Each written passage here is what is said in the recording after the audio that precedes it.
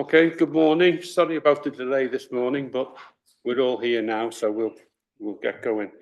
First of all, agenda item 1. Have we got any apologies? Anybody else? No? Thank you.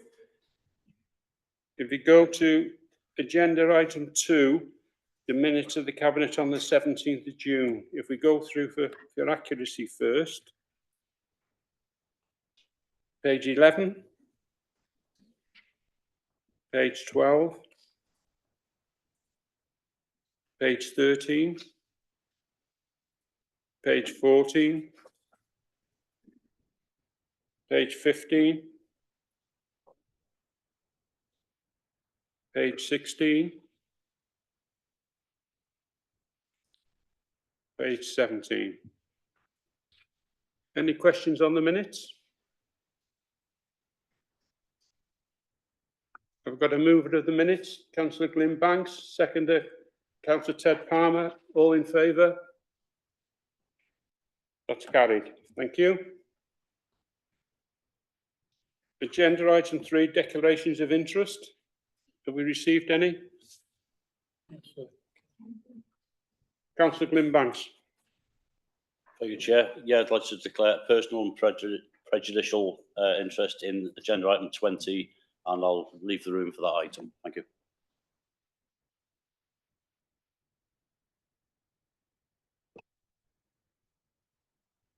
Agenda item 4, urgent matters agreed by the Chair. Well, I don't have any, so we'll move on. Agenda item 5, medium-term finance strategy and budget for 2026-27. Councillor Paul Johnson, you taking this one? I will do. Thank you, Chair. Medium-term financial strategy and budget 2026-27.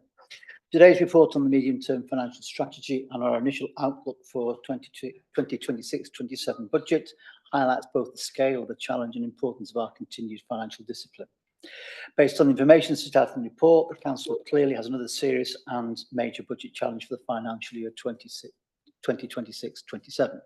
if there is no significant movement in national funding levels. The NTFS outlines our financial planning and management strategies, ensuring that we remain resilient and responsive to both opportunities and challenges. It highlights our commitment to maintaining essential services, investing in our communities and achieving sustainable growth. We're currently forecasting an additional budget requirement of 28.8 million next year. The largest drivers in this are pay inflation, assuming a 4% uplift to both the NGC and teacher pay, alongside significant cost pressures in social services, out-of-county placements and core infrastructure services like streets and housing. Social care alone accounts for nearly £7 million of next year's pressures, and similar levels are projected again for 27-28. Pay and inflation combined add another 13.5 million, putting clear stress on our ability to protect frontline services. The outlook for 27-28 remains tough, with a further 19.1 million projected increase in pressures. With inflation, while inflation is expected to ease slightly by then, pay growth and rising demand in statutory services will continue. That's a theme that goes through all the past couple of years and for the foreseeable future. All of this comes against a background of what's predicted to be a modest expected increase in Welsh Government funding. Hopefully it will not be below what is needed to sustain existing services. In response to the challenges we have, we've already begun our strategic planning. Cross-party workshops were held last week, more to follow in September and October. As we move forward, our key priorities will continue to be fiscal responsibility, strategic investments, efficiency and innovation. Flintshire has demonstrated strong budget management in recent years, achieving 99% success rate in our planned savings last year and ending the year with a small controlled deficit. But next year will require even greater focus. And I appreciate the hard work that I know the officers will be putting in as we move forward. I would add that this report went to Crosscall on the 10th of July. There are no matter to report I'll draw to the specific attention to Cabinet, although my views on the national insurance contributions rise in the public sector again asked about. and my position remains supportive of that which has been taken by the Welsh Government. The MTFS reflects our dedication to prudent financial management and our unwavering commitment to the well-being of our residents.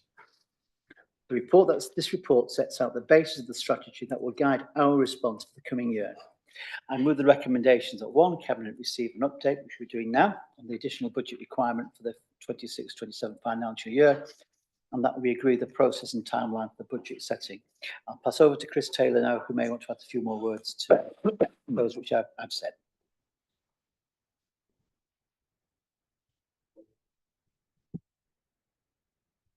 Yeah, thank you.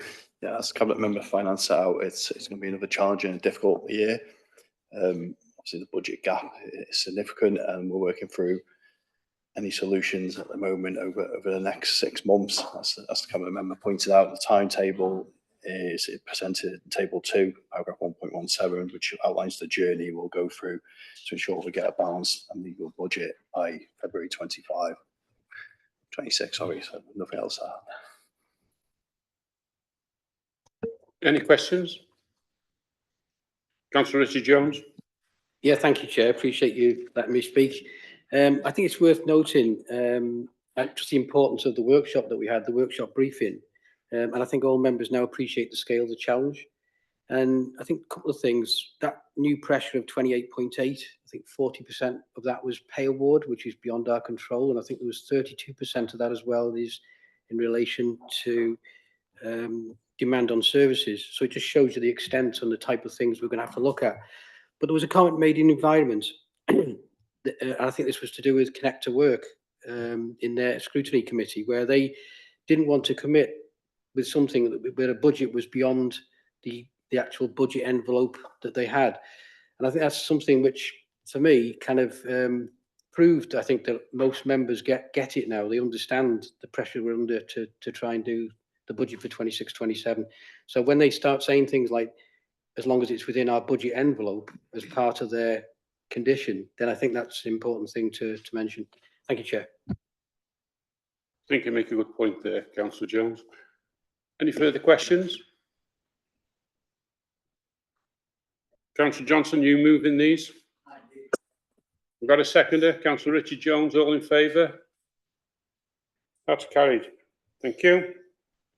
Agenda item 6, Council Plan 23-28, end of year performance report. Linda? Thank you, Leader. The Council Plan End of Year Performance Monitoring Report provides an explanation of the progress made towards the delivery of the priorities set out in the 2023-28 Council Plan for delivery within 24-25. The narrative is supported by information on performance indicators and all milestones. Due to the high percentages of activities and measures meeting their targets, it should be stressed that this report is an exception-based report and focuses on those areas of performance which are not currently achieving their target. When monitoring the performance, we use a traffic light system, green being good progress, amber being satisfactory, and red limited progress and not on track. In summary, our overall progress against the activities showed that there was actually only one red status, and that was Green Society and Environment.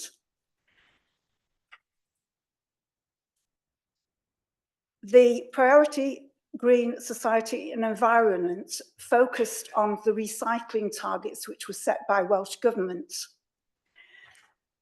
Although the Welsh Government have decided not to introduce the fine for 2001-22, there are still potential fines looming for targets not reached for 22-23 and 23-24. From the 28th of April 25, the Council has moved to reduced frequency collection, moving from 2 weekly to 3 weekly. This service change should see an improvement of 4.5%, and along with the commitments made in the 6-year resource and waste strategy, such as improved disposal outlets, visible waste at HRCs, and increased material streams, the council should be well on its way to achieving the 70% target. Of the 87 council plan measures for 2024-25, the performance indicators that showed a red rag status for performance against targets set at the end of year are listed at 1.08 of this report. At 1.09 of the report, it lists the 12 sub-priorities which were identified.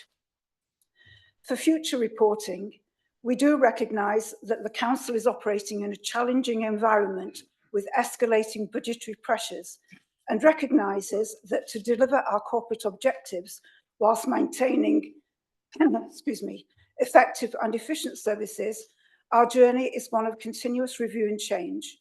With this in mind, along with feedback which reaffirmed our understanding, the council has undertaken a mid-plan review of the current council plan 23-28 to consider escalating budgetary pressures and the recommendations from Audit Wales. Part of this review involved public consultation to ensure that the views of the diversity of Flintshire's population are considered, and two, that the plan is informed by the views of the local communities of Flintshire. A new council plan 25-2030 is currently under development and will be signed off by the reporting cycle in due course. As part of that review, we will be revising the way in which future performance reports are presented. Reports going forward will not just be exception-based reports and focus purely on areas of underperformance. They will also highlight areas of good performance, as well as areas where we have underperformed. Page 47 to 155 of the report gives the full details of the council plan. Thank you, and I would invite any of the officers who have any comments that they would like to make.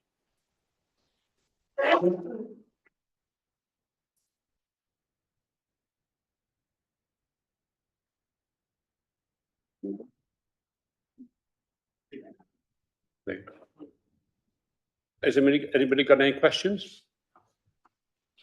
Councillor Glenbanks. Thank you, Chair.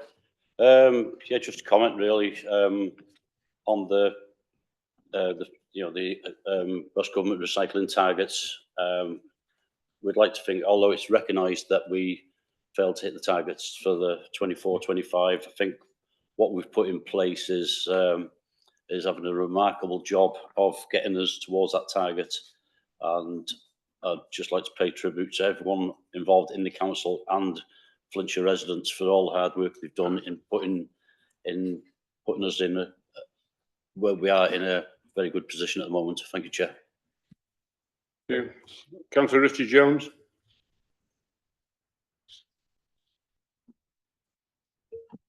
Yeah, thank you, Chair. It was just to mention, really, there was a comment made in the environment scrutiny that they wanted to receive exception-based reports because they felt that they wanted to spend more time dealing with the issues, which was part of an Audit Wales sentiment in a recent report.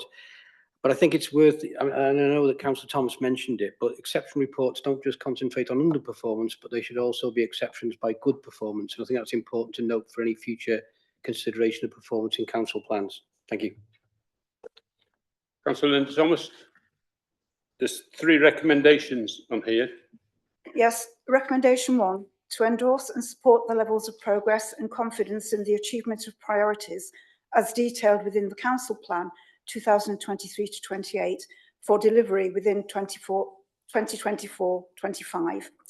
2, to endorse and support overall performance against council plan 2024-25 performance indicators and measures. And 3, to be assured by explanations given for those areas of underperformance. Thank you. You're moving them. I move the recommendations. Thank you. Seconded by Glenbanks. All in favour? That's carried. Thank you.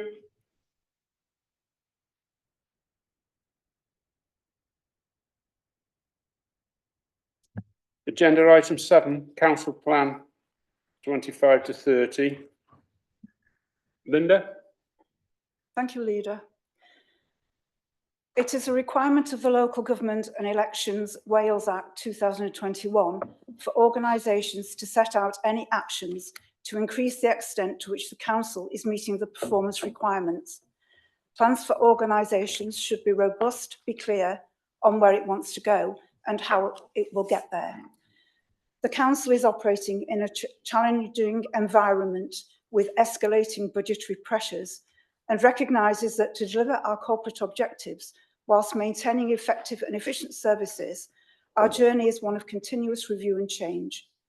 With this in mind, along with feedback following a recent Audit Wales setting of wellbeing objectives review, which reaffirmed what we already knew, the council decided to undertake a mid-plan review of the current council plan 2023 to 2028 to consider escalating budgetary pressures and the recommendations from Audit Wales, and also to include public consultation to ensure that the views of the diversity of Flintshire's population are considered and that the plan is informed by the views of the local communities of Flintshire.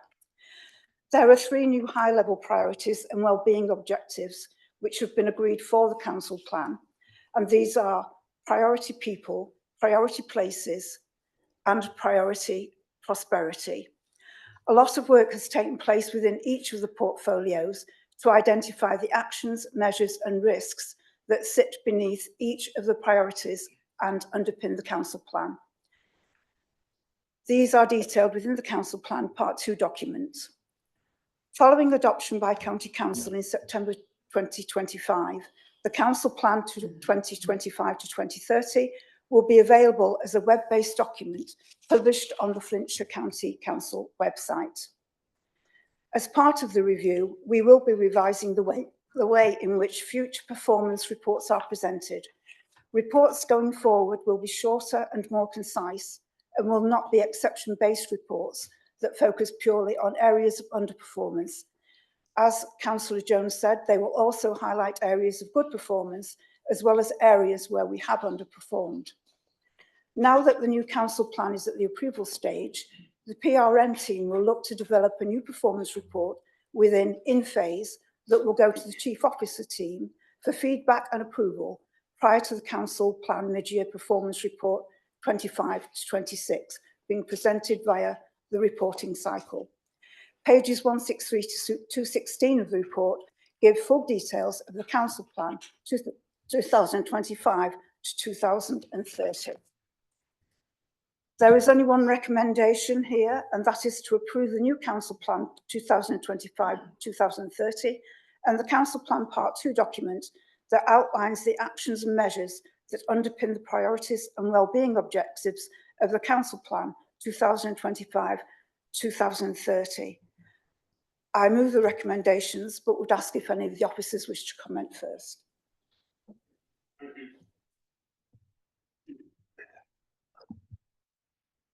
Thank you, Linda. Have we got any questions? Councillor Richard Jones.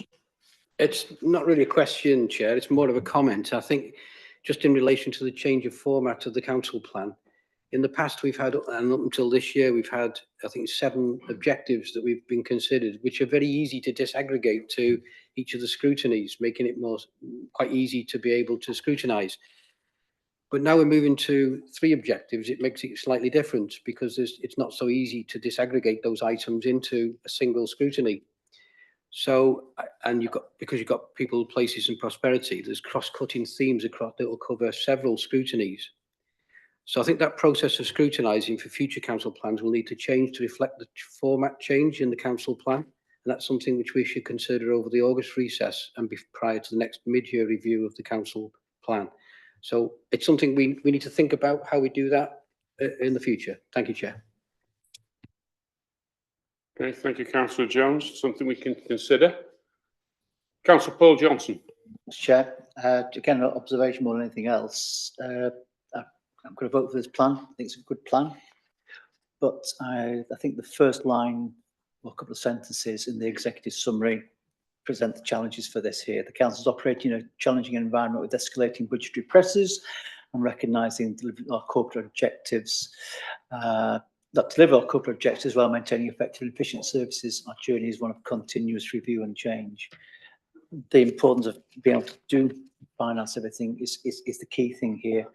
And I think the other point, just to re-emphasise here, is that the resource implications of this have been considered during the preparation of the MTFS and the capital programme, and that will be continued to be monitored during the regular budget. So I think the key point here is that we have the aspirations and the goals for the council plan, but they're going to be done within the financial discipline that this council has.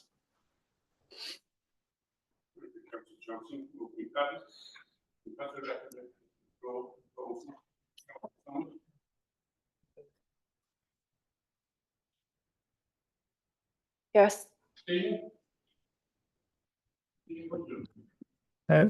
you, Lee. Thank you, Chair. Just to say that the committee work coordinating group has got the council plan as part of their work stream to look at how that sits across all the scrutiny committees. So that will be picked up as part of that piece of work, just in relation to Councillor Jones's comment about the themes not being as clear cut as fitting where they have done previously. So just to give reassurance to the cabinet that would be picked up as part of that work, that committee work coordinating groups work streams.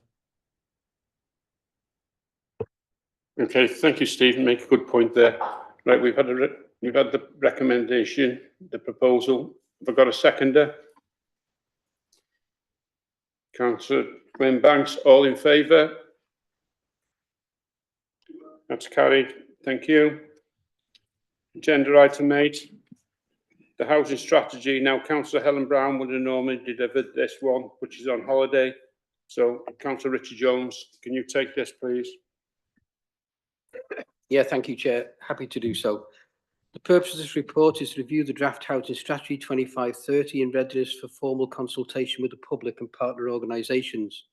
The present housing strategy 2019-24 has been refreshed by the renewal of the LHMA, the Local Housing Market Assessment document that was carried out in 2024 and approved by Cabinet for submission to Welsh Government. That LHMA provides an estimated surplus or shortfall between existing and needs-based prediction. The previous LHMA and housing strategy predicted an annual shortfall of 238 affordable homes. The most recent LHMA now identifies a shortfall of 432 affordable homes, 72% for affordable rent. This increase is not surprising given the rise in homelessness across Wales. It's worth noting that the local development plan, the policy HN3, identifies a total of 2265 affordable housing over the plan period of 15 years. And although the shortfall of supply is concentrated in the first 5 years by modelling, the provision in later years should compensate for that. The draft strategy is a formal consultation and is attached to page 227 of the report, with background information provided from 101 to 114, which highlights 5 key strategic priorities as follows. Priority 1, increase supply to provide the right types of homes in the right location. 2, to prevent and reduce homelessness, reducing on the reliance on the use of emergency and temporary accommodation. 3, provide support to ensure people live and remain in the right type of home, including specialist provision. 4, develop and invest in affordable housing and social housing to improve the quality and sustainability of homes. And lastly, 5, make the best use of existing stock, ensuring the mix of dwellings meets demand whilst ensuring the long-term sustainability of communities. I move the report on page 218 to provide feedback and comment on the draft strategy prior to formal consultation and welcome any comments. Thank you.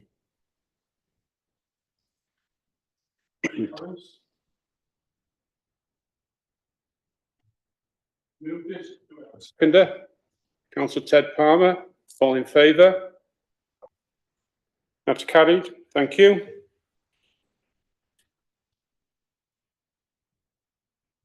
Agenda item 9, panel performance assessment. Councillor Linda Thomas. Thank you, Leader.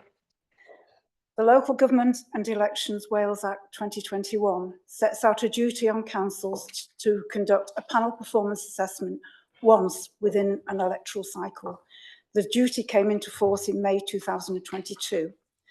The panel assessment will look specifically at the extent to which the council exercises its functions effectively, is using its resources economically, efficiently and effectively, and has robust governance arrangements in place for securing the above. The WLGA have been commissioned to coordinate and facilitate the panel performance assessment on behalf of all councils. It should be said that the panel performance assessment is not an audit or an inspection, and it will not seek to duplicate any work undertaken, but it should provide a complementary external perspective. It is about supporting councils to understand how they can improve, the extent to which they are meeting the performance requirements.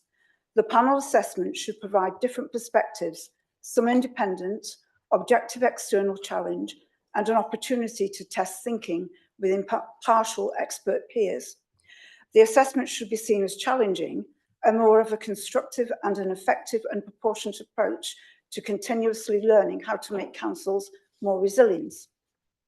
Under the legislation, councils are free to determine its own approach to engaging with PPAs, but the statutory guidance sets out an expectation of 3 stages. These are preparation, assessment, and recommendations and follow-up. The panel performance assessment for Flintshire will be undertaken between the 25th and the 28th of November 2025. As part of the assessment process, the council is expected to prepare a scoping document that provides an overview of Flintshire and outlines the council's vision and objectives. The scoping document also has to detail the specific areas, which are a maximum of 3 areas of improvement, in which the assessment will focus and provide that information. The council has decided to focus on 2 of the following areas, which area 1 is workforce planning and area 2 is working with partners to address budget pressures. A brief overview of the next steps and the key dates for the PPA are shown at 1.06 of the report, and the scoping document for the panel performance assessment can be found at pages 257 to 344 of the report. Thank you. There are 3 recommendations to this report, but before I list the recommendations, would any of the officers like to comment on this? Gareth? Thank you, Leader. So the Local Government and Wales Elections, Local Government and Elections Act Wales 2021 imposed the duty of self-assessment upon us, and we have been periodically looking at how well we do and trying to learn on where we can improve our services, and we've seen recommendations, and you as Cabinet have approved changes such as how we consult with our residents in order to improve the services that we provide. That is, though, as somebody, when we were looking at our self-assessment results last week, that is in effect, though, us marking our own homework. And whilst self-awareness is important, it is also equally important that every now and again we get an external perspective, and the Act requires that once every 5 years we do that. This is that external perspective. This is our once in a 5-yearly cycle where we get that external perspective. And so people from the WLGA, a senior councillor from somewhere else in Wales, a senior officer from somewhere else in Wales, will come in and look at how well they think we are doing on the areas, on the areas that are assessed, all the areas, but particularly those areas outlined by the Cabinet member. Thank you, Gareth. Councillor Richard Jones. Thank you, Chair. Yeah, it's just in relation to the PP. This was, by the way, this was went through CROSC recently. The 2 areas of focus were supported by the committee, and although one member did question how productive the document was, and I think it did kind of resonate with me, because I think we've got the PPA, we've got the corporate self-assessments, annual governance statements, council plan. I think sometimes it's probably, when you're dealing with these things every day, that isn't lost on you. But I think for members that don't deal with these things every day, I think there needs to be perhaps a briefing note that explains how these things sit together to understand the benefits of them, which would be quite useful. So I don't know whether that needs to be an extra recommendation, but I think it's something that we need to do as far as the governance, just to show how that governance all kind of collates together. I'm happy to put that as a the 4th recommendation, if that's okay with Councillor Thomas. Councillor Thomas, are you happy with that recommendation? And who? So recommendation 1 of this report is to approve the areas of focus for the panel performance assessment. Number 2 is to approve the scoping document for the panel performance assessment prior to sharing with WLGA. And number 3 is to note the next steps and key dates around the panel performance assessment. And recommendation 4, as suggested by Councillor Jones. Thank you. Any further questions? Glenn? Yeah, I think just on the area of focus 1, the workforce planning, I think it's quite apt that that's come before us today when we're there's 2 very high level excellence officers who will not be here for that much longer. So yeah, it's good that the planning's in place for that. And just for clarity, can we have the 4th recommendation read out again, please? Thanks.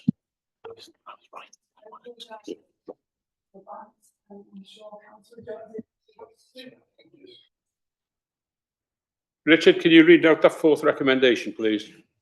I'll give it a go. It's straight off the top of my head. So a brief note to explain the relevance of documents that benefit governance and to all members, and perhaps through scrutiny, just as an overall document. Thank you.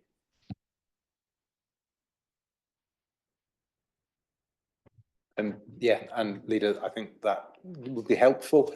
I tried to set into context in my comments where the PPA, the panel performance assessment, sits within that improvement duty that we have, and the fact that we have to, year on year, we look at ourselves, we scrutinise ourselves to see where we can improve, and then once every 5-year cycle, we get that external perspective on it. Just to make sure that we're not blind to some areas where we might be able to improve, and that external perspective is always useful. But yeah, awareness of that could usefully be raised within the organisation, just to understand why it's important.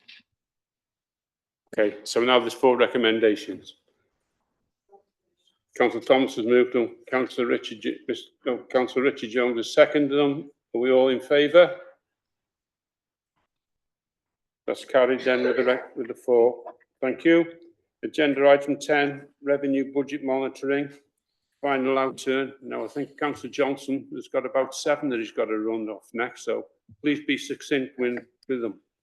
Okay, thank you, Councillor Johnson. Thank you, Chair.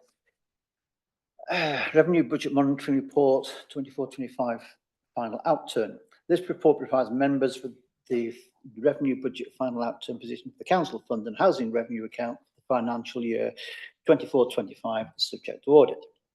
The accounts of 24-25 are now effectively closed and the formal statement of accounts and supporting notes were submitted to Audit Wales on the 26th of June, which is well within the time frame agreed with the Welsh Government. I thank our officers for their diligence and dutifulness in getting that in.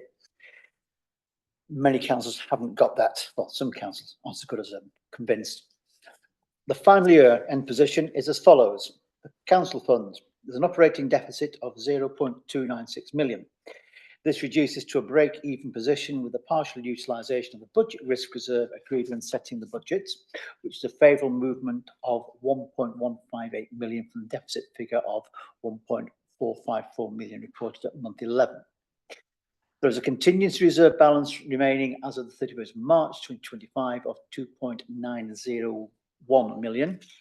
The operating deficit of 0.296 million equates to 0.1% of the approved budget, which is well below the targets of the MTFS KPI for a variance against the budget of 0.5%. Our ability to mitigate pressures and risks during the financial year have again predominantly centred on review and challenging of non-essential spend, maximising income streams and grant funding.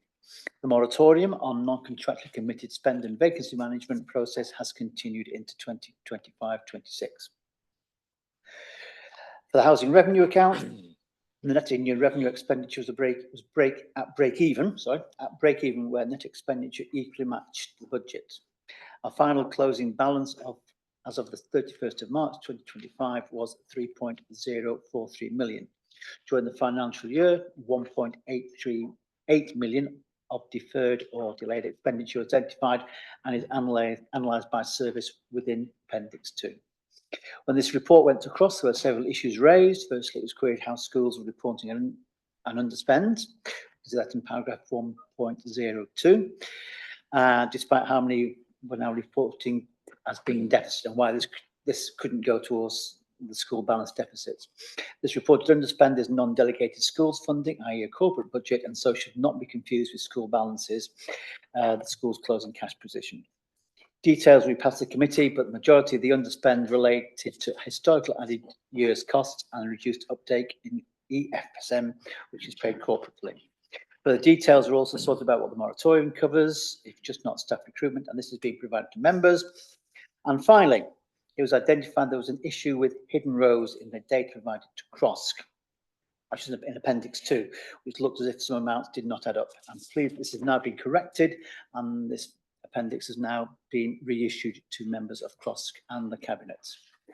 That said, I move the report.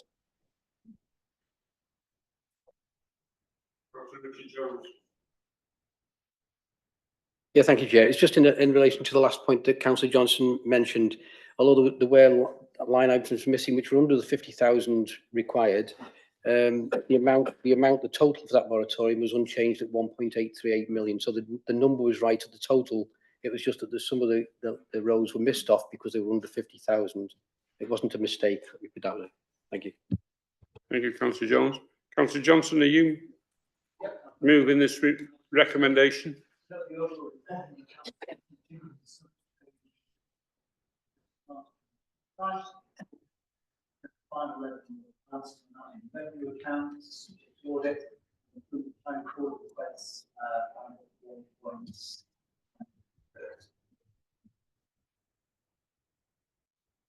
Thank you, Councillor Johnson. Anybody going to do further questions? Councillor Jones? You moving it? Seconded. All in favour? That's carried. Thank you. Agenda item 11, the revenue budget monitoring 25-26 interim. Councillor Johnson.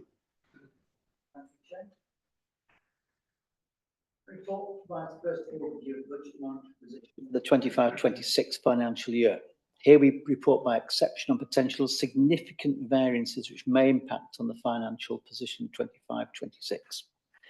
At this early stage, only financial risks have been highlighted within the report. Our ability to mitigate these risks during the financial year will again centre on review of the challenge of delayed and deferred spending, maximising income streams and grant funding. In terms of mitigation, we've taken a very proactive stance. We've extended key financial controls from last year, including the moratorium on non-essential spending and strict vacancy management. These controls have proved effective in 2024-25, helping us to deliver a near break-even position. As reported, the moratorium on non-contractually committed spend was put in place in 23-24, alongside a vacancy management process with the aim of reducing in-year expenditure to dampen the projected spend, and this will need to continue to 25-26. As set out in the report, there are significant financial risks and potential overspends within the social care and street scene and transportation portfolios.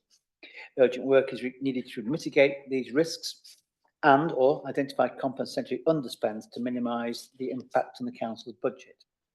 These pressures will not be ignored. They reflect basically structural issues we've flagged in previous years, so no surprises, but to once again make it clear that these pressures are demand-led and largely unavoidable. In terms of mitigation, we can take that.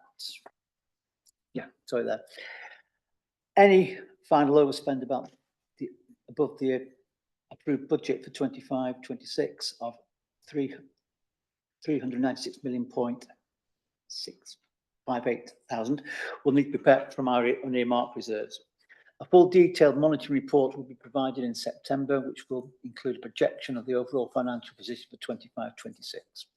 Questions were asked at us regarding how soon the Harper v. Brazil trust case will be resolved, how many claims FTC were facing, and assurances were sought regard the practices that FCC has that were now compliant. The recommendation is to note the report and potential financial risks on the 2025-26 budget. I move the report.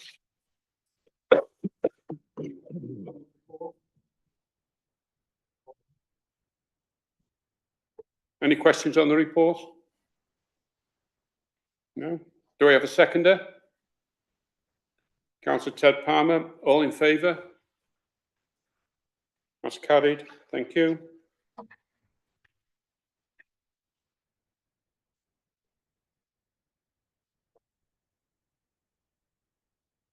Agenda item 12, the capital programme monitoring 24-25 outturn. Councillor Johnson.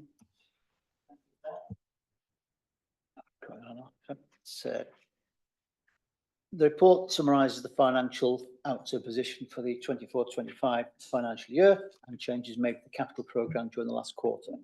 The capital programme has seen a net decrease in budget of 0.673 million, so it's 0.676 million during the last financial quarter, which comprised of a net budget increase in the programme of 4.117 million in the council funds, and in the housing revenue account of 6.668 million. As a net carry forward to the 2025-26 budget, it was approved at month 9 of 2.126 million. As a switch to school maintenance, community focus and additional learning needs grants of 2.600 million, all council fund, and identified savings at the outturn of 0.067 million, again council fund. Actual expenditure was 99.790 million, that's in table 3. The final outturn funding surplus from 24-25, 26-27 capital programme is 4.671 million, which is 2.081 million more than the projected 2.590 million when the 25, 26, 27, 28 capital programme was approved on the 4th of December 2024. Following receipt of the final local government settlement, the council will receive an increased allocation of 0.893 million compared to the estimated funding when the budget was set. This gives a revised surplus of 1.873 million over the 3-year programme. The final outturn for 24-25 therefore has the impact of a revised opening funding position surplus of 3.954 million prior to the realisation of additional capital receipts and or other funding sources. During the quarter, carry forward requirements of 1.798 million, all council funds, have been identified, which reflects reviewed spending plans across all programme areas. These amounts can be split into 2 areas, those required to meet the cost of programme works and or retention payments in 25-26. These are all listed in table 4. Additional allocations have also been identified in the programme in the final quarter as follows. For Bryn Road Cemetery boundary fence replacement, 0.060 million. Request for funding to replace the existing boundary fence which is damaged beyond economical repair. This can be funded from within the programme's headroom provision. Consequently, the Cabinet are requested to approve the overall report, approve the carry forward adjustments as set out in paragraph 1.14, and approve the additional allocations as set out in 1.18. Before I pass over to Chris, I'd just like to say thank you very much for all the work that's done on the capital programme over the past year. It's something that isn't simple. It's a very complicated thing to do. It's like the guy who used to juggle plates, but I'll pass over to Chris.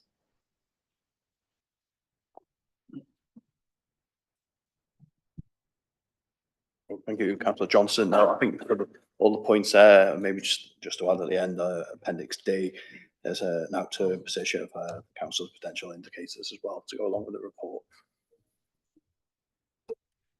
Thank you. Councillor Johnson, are you putting these recommendations up and proposing them? Move the report, Chair. Any questions? Have I got a seconder? Councillor Linda Thomas, all in favour? That's carried. Thank you.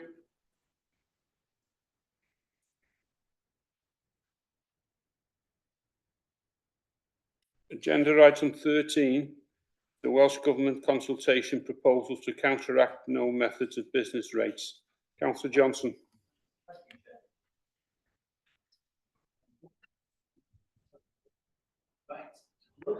Wales collects business rates on behalf of Welsh Government to fulfil the role of the billing authority. Billing authorities pay the rates contributions into a central pool, which is first split between unitary authorities and police and crime commissioners throughout Wales, and then redistributed between each local authority according to shares of the adult population. Business rates are charged across 120,000 commercial properties in Wales, including 5,700 in Flintshire. Each year, over 1.1 billion is generated across Wales, including 73 million from Flintshire-based businesses. Whilst most ratepayers pay their business rates liability correctly, some ratepayers of empty properties participate in rate avoidance schemes. Although this is not illegal, abuse of the system is viewed as a way of deliberately undermining the tax system. A package of measures to tackle avoidance have already been introduced by Welsh Government, including extending the period for which a previously unoccupied property must be occupied before it can be eligible for a further period of empty property relief.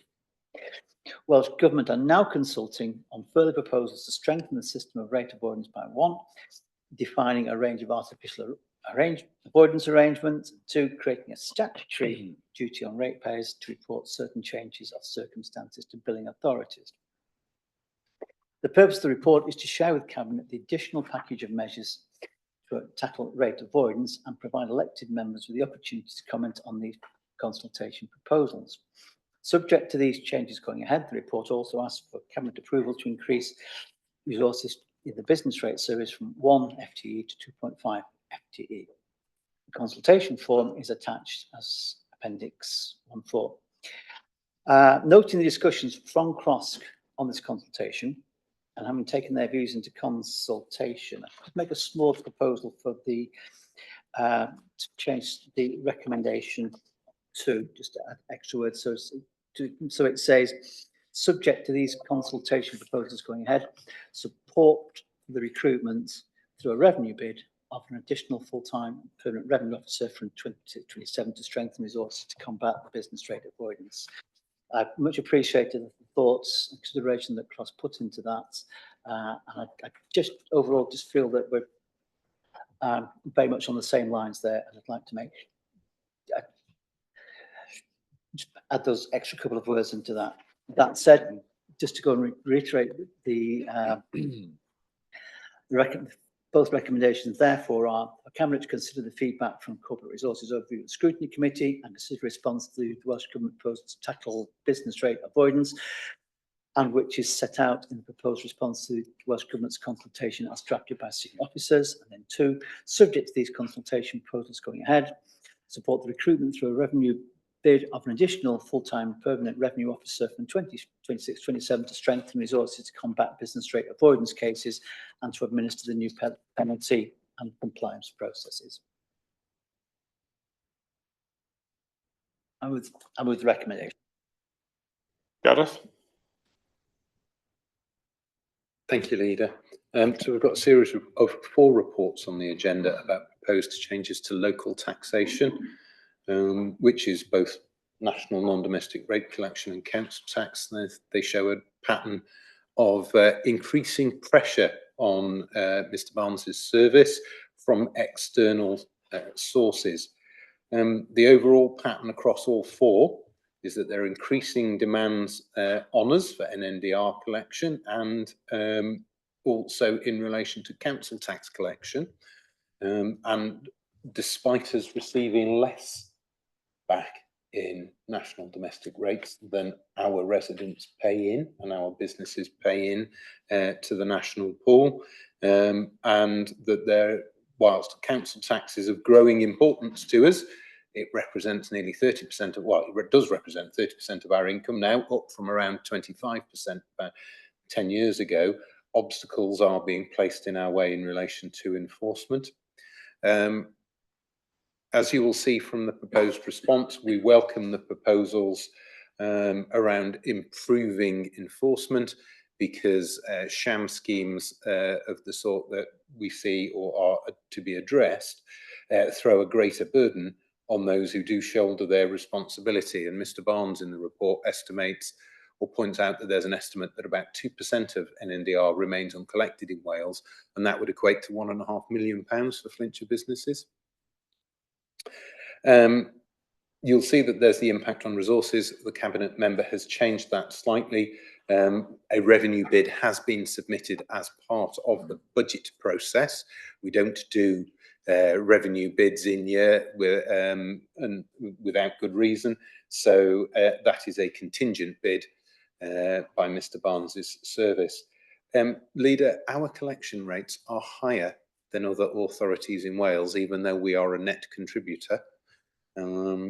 It is important that all councils, especially those who are net beneficiaries, devote similar levels of resource and achieve similar levels of recovery to ourselves in order for this collection and distribution pool to operate fairly, fairly for us and fairly for the businesses that pay in to the pool as well.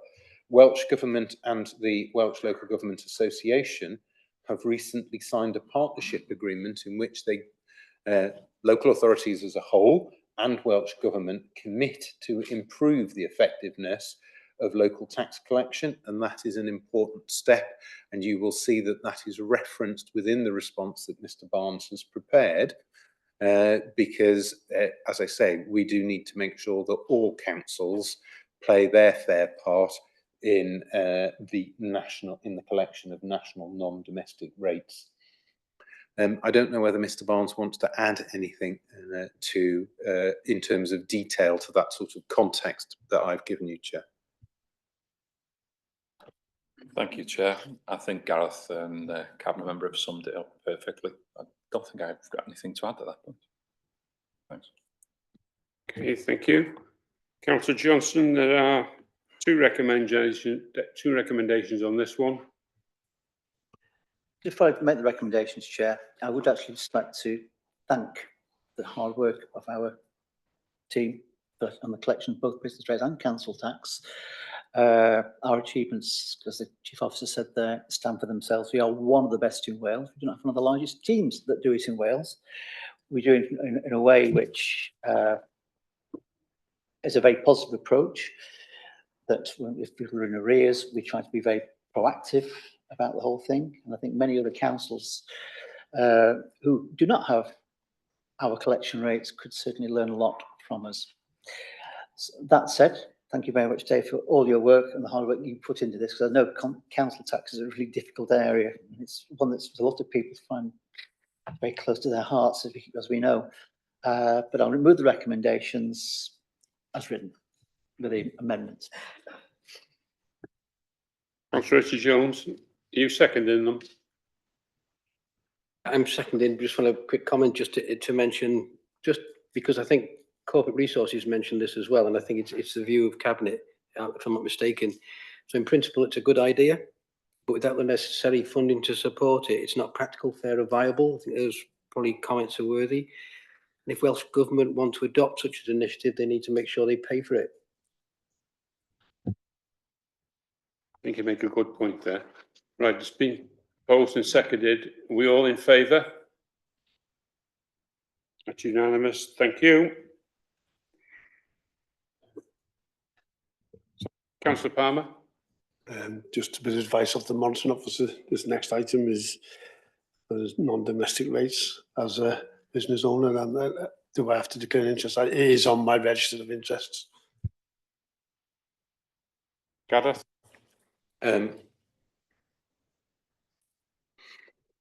Yes, Leader, it will need to be at least a personal interest. Whilst we talk about items in relation to council tax applies to the majority of residents. Obviously, business rates does not the majority of residents within Councillor Palmer's ward won't be business rates payers as well. I think in the circumstances, this next item might be of prejudicial interest as well. 14 is in relation to the multiplier. That will have a significant impact, but not 15 or 16, because Chair, the code says that if you are affected to the same degree as the majority of your residents, you have a personal interest only. If that, if you're affected to a greater degree than the majority of your residents, then you've got a personal interest. And that's why I think in this instance, as a business taxpayer, particularly one who might end up paying more if the proposals go ahead, Councillor Palmer has a personal and prejudicial interest. Are you kicked out for this one? Yourself.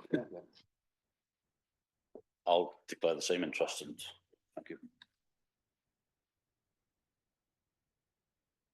Yeah, Councillor Banks is just in the process of opening a new business. Not unfortunate. Oh, it is open. Unfortunate timing for this consultation in that regard.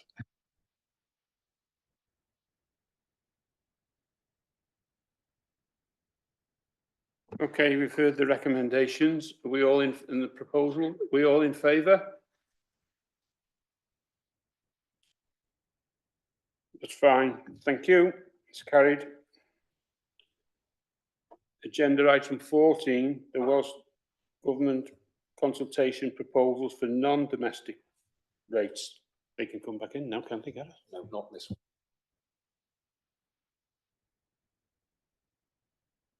Thank you, Chair.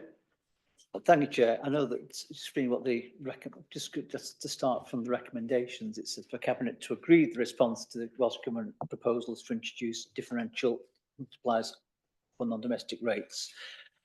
I think the arguments, well, our response, shall I say, that is very, very thorough. As enclosure 1, it's in great detail with that, much of which I absolutely agree with. There are issues around how the multiplier may work and how the higher multiplier may work, and there are very significant implications for ourselves as accounting. That said, just to be clear that what we're asking the consultation is about is that currently Wales uses a single rate multiplier, but that may change from April 26, and that the Welsh Government is proposing 2 main changes: a lower multiple, which is the introduction of a lower multiplier for small to medium retail properties with rateable values below 51,000. This aims to support bricks and mortar retail shops facing online competition. I think sometimes that approach is quite simplistic in some ways when you look at the detail, the complexity of many of the shops or the retail outlets, shall we say, on our high streets. Secondly, is the higher multiplier, which is the introduction of a higher multiplier for properties with rateable values over 110,000. Again, I have reservations looking at the size of properties as are being considered. Most of these details are considered within the consultation feedback, as said in Appendix 1, and your members have gone and looked at the consultation form. As such, I fully support the recommendations, and I've discussed this thoroughly with the officers about it. So I'm just quite simply saying that I think Cabinet should agree to the response to the Welsh Government proposals and introduce differential multipliers for non-domestic rates. Oh, sorry then. Thank you, Leader. I won't say much about the detail of the proposals. I'll leave that for Mr. Barnes. This, though, I think underlines the importance of what I was just saying about the role that everybody plays within the NNDR collection pool. Clearly, the amount of money that is levied is dependent upon expected recovery rates.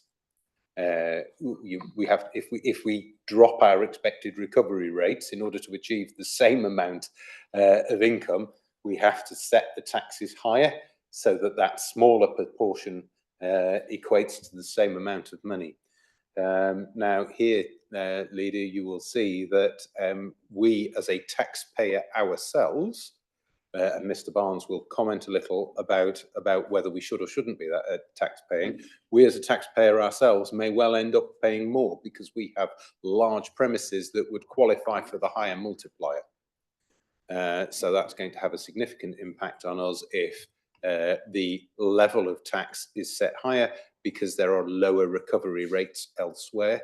So this really underlines the importance of all local authorities, particularly those who are net beneficiaries, lifting their overall rates of recovery in order to keep the burden as low as possible on others, including ourselves.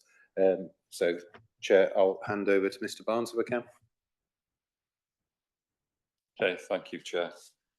Just commenting briefly on the report, I think the principle of adopting differential multipliers is a good idea, but it's not without risk. I think one of the anomalies of the proposals that Welsh Government are making is defining the multiplier based on the property description of a property. That's to say, not in every case in Flintshire across our high streets across the county that all retailers would qualify. For example, cafes and premises would be out of scope for the lower multiplier, even though you might, essentially say that those businesses are trading as retailers. So the scheme is quite narrow, to benefit from the lower multiplier, that it broadly would just have to be designated as a shop. I think the other risks as well is the property descriptions that are maintained by HMRC's Valuation Office Agency can often be out of date.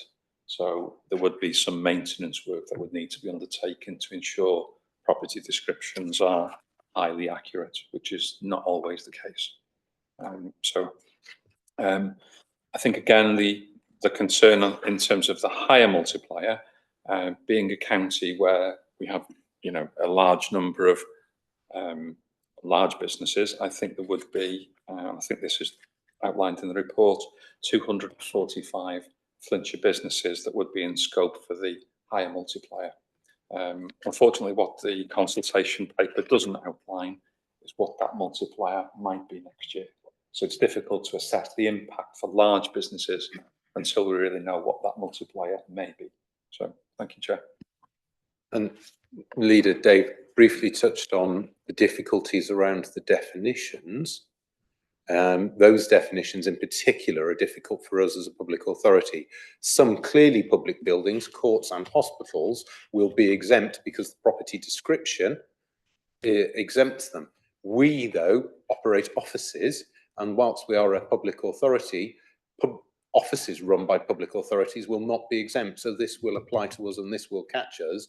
And that is something that WG do not have to do. They could give us the authority to exempt offices that are run or operated by public authorities. They are not proposing to do so at the moment, and I think we've asked for that freedom and flexibility within the response, because it's wrong that some clearly public buildings are exempt because they're public buildings, and yet other public buildings are not.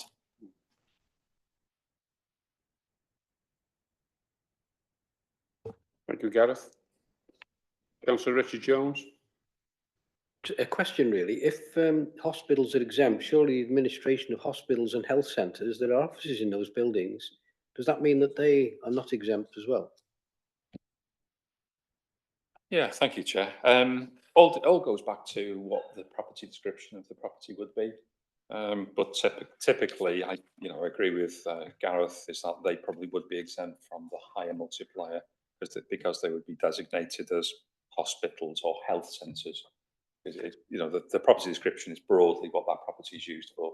So if it's a health centre that contains some offices, it would still be aligned to overall a health centre, and that would be out of scope for the higher multiplier.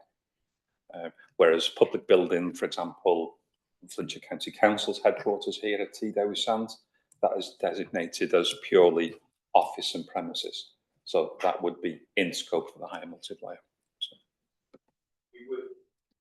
It works in terms of hereditaments, doesn't it? And it just depends whether they have subdivided that hereditament at some point in the past for some purpose. Broadly speaking, because hospitals, not only do they include offices, they also include shops and cafes, of course, for people who are visiting. But broadly speaking, they'd probably just be regarded as a single unit, even though there might be multiple uses within that unit.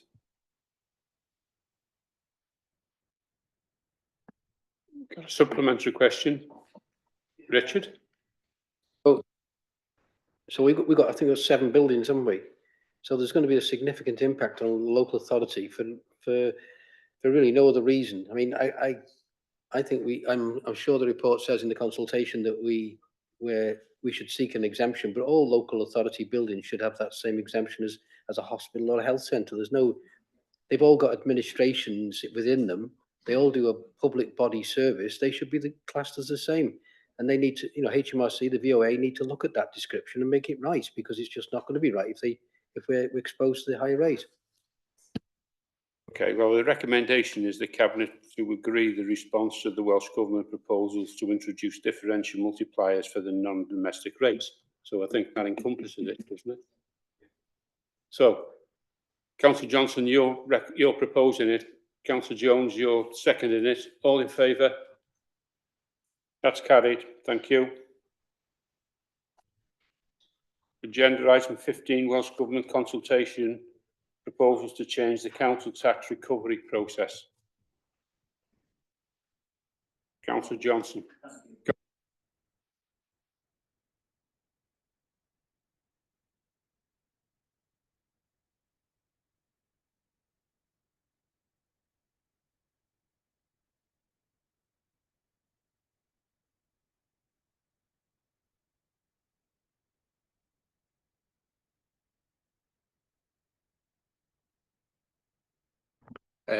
Leader, some of you may remember what we call the Clive Carver Amendment, which was a notice of motion approved some time ago, that when people exit the room in relation, because they've declared a personal and prejudicial interest, when they come back in, we need to explain to them just very briefly the outcome.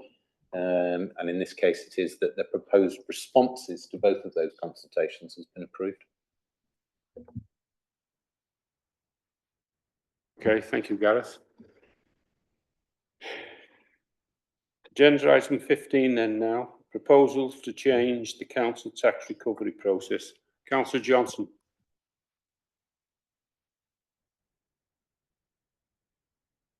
Somebody in Welsh Government who's enjoying putting council tax consultations out at this time of year. So this is now the proposals to change the council tax recovery process. Welsh Government has launched a consultation to change the administration and enforcement of council tax in Wales, aiming to make the system fairer and more supportive for households facing financial difficulties and encourage residents to seek help before missing payments. The key proposals in the consultation are that reminder notices, that councils must send out formal reminder notices for missed payment, providing details of the owed amount. These notices will not set a fixed deadline for payment, allow multiple reminders with guidance for payment options or seeking help. In the cases of the third or subsequent missed payment in a financial year, the same process should apply as for the first and second missed payments, and it should result in a reminder notice being issued. Final notices will only be issued after at least one reminder notice, with a minimum of 41-day gap after a missed payment.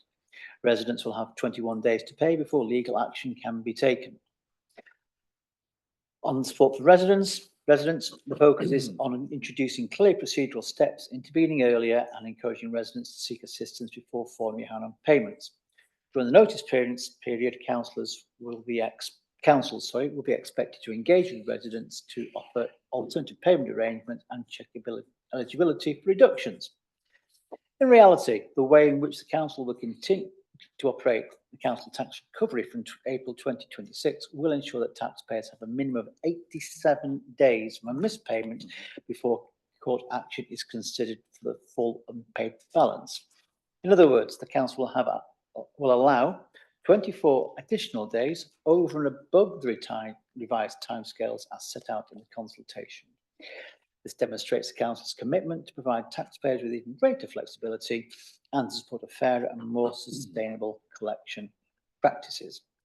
The consultation response form is attached as Appendix 1, which again I am in agreement with.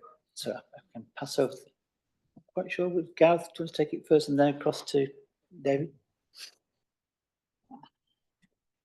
Just very briefly, before passing over to Mr. Barnes, it's interesting to note that this is not happening in a vacuum, Leader.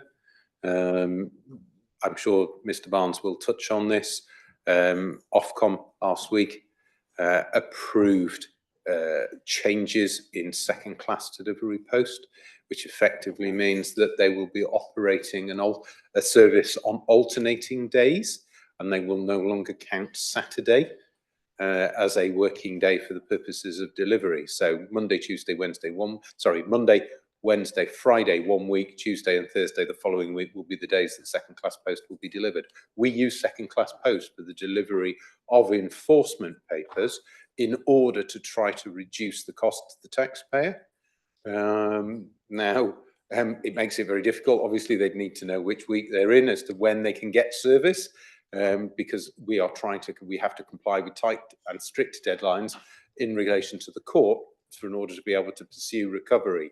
So at a time when, as I said earlier, council tax makes up a bigger proportion of our income, these obstacles are being put into our way. And I know Mr. Barnes wants to address this for you. And I know he's also brought within the estimated cost to the organisation of shifting to, say, first class post, because we know that that guarantees us delivery within a certain period of time, rather than the slightly more nebulous situation that we might find with second class post.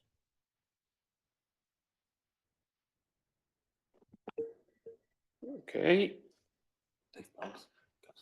Dave? Yeah, thank you, Gareth. Thanks, Leader. Yeah, just to comment briefly on the consultation paper. I think it's important to say in Flintshire we provide a very flexible approach in terms of repayment of council tax. Probably more flexible than most other authorities, and yet the collection rates for Flintshire are amongst the very highest in Wales, second highest in Wales for 24-25. I think the main concern, I think, with the consultation paper that's set out in this report is the potential that recovery will get more expensive from next April. There's no doubt about that. I think for two key reasons. In effect, the current system of recovery that's set out in that report provides an opportunity for residents almost to have at least two opportunities before the full amount of council tax becomes payable. So if a resident repeatedly misses council tax, to reduce costs incurred by the local authority, in effect, it's a two chances and you're out, you lose the right to pay by instalments and the full amount becomes payable. The consultation that's set out, when you look at the detail, removes that system of those two opportunities. Therefore, residents could become dependent on the council to have reminder after reminder after reminder. So in effect, residents could be in a position of where we would have a requirement to issue reminders every month throughout the year. So those reminders could go from April right the way through to March. In the case of weekly payers, bearing in mind we have well over 1,000 residents that pay weekly, we could end up in a situation of issuing weekly reminders to residents almost every single week. I think that is the risk, I think, with the consultation. So whilst I think the main principles are well intended, I think the unintended consequences are the costs, the increased costs of sending out more recovery notices, I think, to residents, I think it would be the main concern. As Gareth mentioned, last week's announcement by Ofcom to change the second class delivery system will also impact on the council's ability to progress recovery quickly in appropriate cases, because we do need to work to prescribe timescales to meet court statutory timescales at the same time. So unfortunately, I think for next year, we may need to rely on first class post in a lot more cases than we do now. So doing some brief financial modelling around that, bearing in mind that we serve around about 25,000 recovery notices throughout the year, moving that model from second class post to first class post probably will equate to additional costs of 35,000 just in postal cost alone from moving from a second to a first class. Because at the moment we have the benefit of that Monday to Saturday delivery, So when we need to get certain documents received, you know, on doormats by a certain date, I think the new system that will take place, you know, of that delivery just on 3 days a week will impact our ability to be able to get notices out really quickly within those statutory timescales. So that just gives you a little bit of a highlight of the additional costs that will fall on the council for increased administration, in effect. So I think we have mentioned that in the response to Welsh Government, that this needs to be properly funded by Welsh Government. So there needs to be consequential additional funding coming through to Flintshire Council and indeed every other council for the additional costs that will be falling on local government. So thank you. Councillor Richard Jones.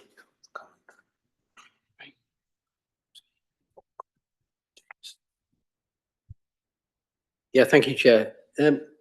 We're the second best collector in Wales, aren't we?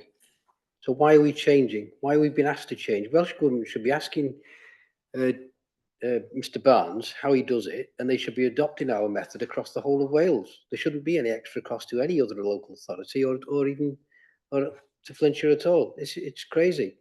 I mean, if we've got a system that works and well, it does work because we're the second best collection in Wales, why would we adopt a system or be requested to change something at a larger expense? It doesn't make any sense.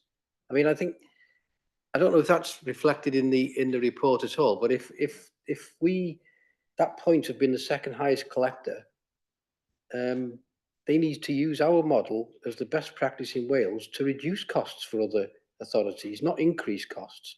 I think that's going to be lost on them. It just doesn't seem right.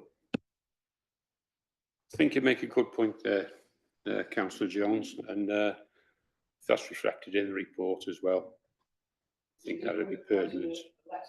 With the report, to outline that, I mean, not that they're going to take much notice, I assume, but just to make that point that they should be asking us about best practice, if we're at least the top two, how they do it. And if it's similar, then they should adopt that system across the nation. So, Leader, yes, we were second in Wales for in-year collection last year. We always fall somewhere within the top 4. So, Councillor Jones is correct. We are exemplars within Wales in terms of collection. I think we could add that in to say that, you know, as exemplar collection authority, you know, clearly there is a lot more that could be done across Wales. We also, I think, need to add in that bit about the changes to the post, because Mr Barnes had written this report before Ofcom made their announcement. So we need to add in the fact that, you know, at a time when I think, was it £250 million in council tax, uncollected council tax across Wales? This is unhelpful. Put it that way. I really think this should be brought up with the WLGA, Gareth. Okay. You know, and put that on an agenda item for them. You know, this is absolutely ridiculous. Councillor Glyn Banks. Thank you, Chair. Yeah, just to say, in total agreement with everybody's comments that's been made here. Very disappointing that the Welsh Government are doing this. I think they need to go and rethink what they're saying, because and as Councillor Jones said, we're in a very good position. We've got a great lead officer there in David, who's doing a fantastic job, and they should be putting us as best practice. Thanks, Chair. Thank you. 263 million arrears across Wales, Leader. 263. Yeah, it was reported last week. £263 million uncollected in council tax across Wales. So it makes up 30% of our income. It's really important that we're able to collect this tax. The recommendation is to consider the response to the Welsh Government's proposals on reform of the council tax recovery process, and we will put something up to the WGA. I think this needs another debate with this with those. So the recommendation as is. So, Councillor Johnson, you move in this recommendation. Councillor Richard Jones has seconded. All in favour? That's carried. Thank you.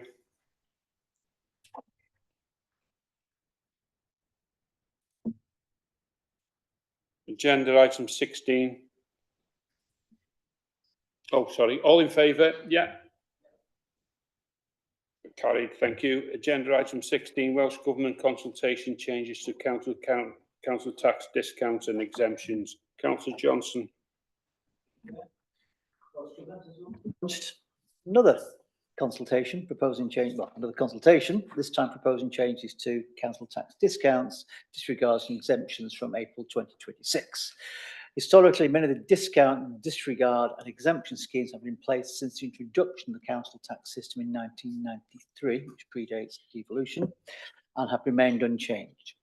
While the majority of exemptions for discounts will remain unchanged, key changes are now proposed for uninhabitable and empty properties undergoing structural alteration and repairs, which is exemption A, empty and unfurnished properties, exemption C, unoccupied property because the person who would otherwise occupied is in hospital or a care home, exemption E, unoccupied property where the probate has not been granted, exemption F, unoccupied property held for the use of ministers of religion, exemption H, and I think we have discussed the language on this before in committees, people with a severe mental impairment. I think we've mentioned that quite a few times. There's been unfortunate wording, to put it mildly, and that's exemption disregard, and apprentices also to disregard that. The consultation includes a proposed new category of council tax, an exemption for refuge accommodation for survivors of domestic abuse. The consultation response form is attached as Appendix 1. And I'm just going to move the recommendations here that's for Cabinet to approve the response to Welsh Government proposal to change some council tax discounts, regards and exemptions. Thank you. Councillor Richard Jones. Thank you, Chair. The one I'm really supportive of is the changes to exemption A, because I always thought it was unfair when somebody buys a property that perhaps hasn't been, they haven't been living there for a while and it needs major repair. When a person buys that property, if the 12-month exemption has already been provided to the previous owner, the new owner is trying to bring that back into use again, is then not able to, in the past, is not able to have that 12-month exemption. This change will allow that to happen, and it's really important. When people buy a property, they have no way of checking whether it's had the exemption prior to. There's no way they can check that, so they have to take it on in good faith. So it's a real. I think this is a real benefit. They've got to get one right out of four, haven't they? So this is one that is a real bonus and a real benefit for people who are trying to bring, and for us as well, that are trying to bring properties back into use. David, have you got a comment on that one? Yeah, thank you, Leader. Yeah, just to echo Councillor Jones's points on that, we've come across many cases in that situation of where ownership changes from one person, new buyers purchase that property and quite often miss out on exemptions whilst they're trying to do the right thing and bring those properties back into use. So I, for one, would fully endorse those changes. I think it's a good balance in this consultation. We're trying to bring fairness back into the council tax system, because we do see that it can be very unfair on certain owners of properties. So yeah, completely endorse that. I think the other side of the consultation, again, provides a good balance. For example, there are some properties at the moment that can be exempt for an indefinite period. Could be long-term empty properties. For example, what we deem as Class F.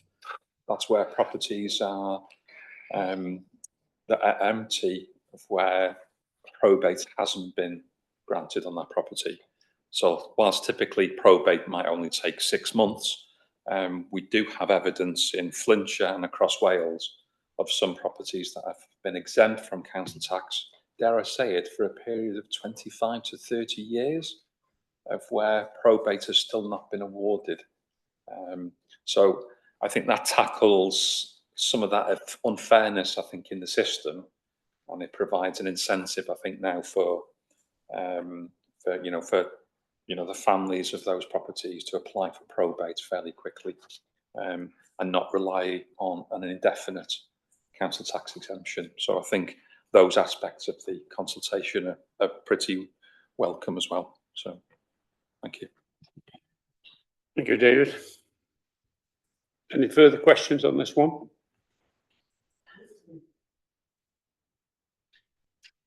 No.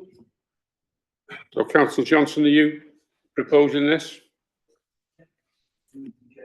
Seconded by Councillor Richard Jones. All in favour? That's carried. Thank you. Agenda item 17. Corporate parenting strategy. Councillor Christine Jones. Diolch, Chair. Bore da pawb.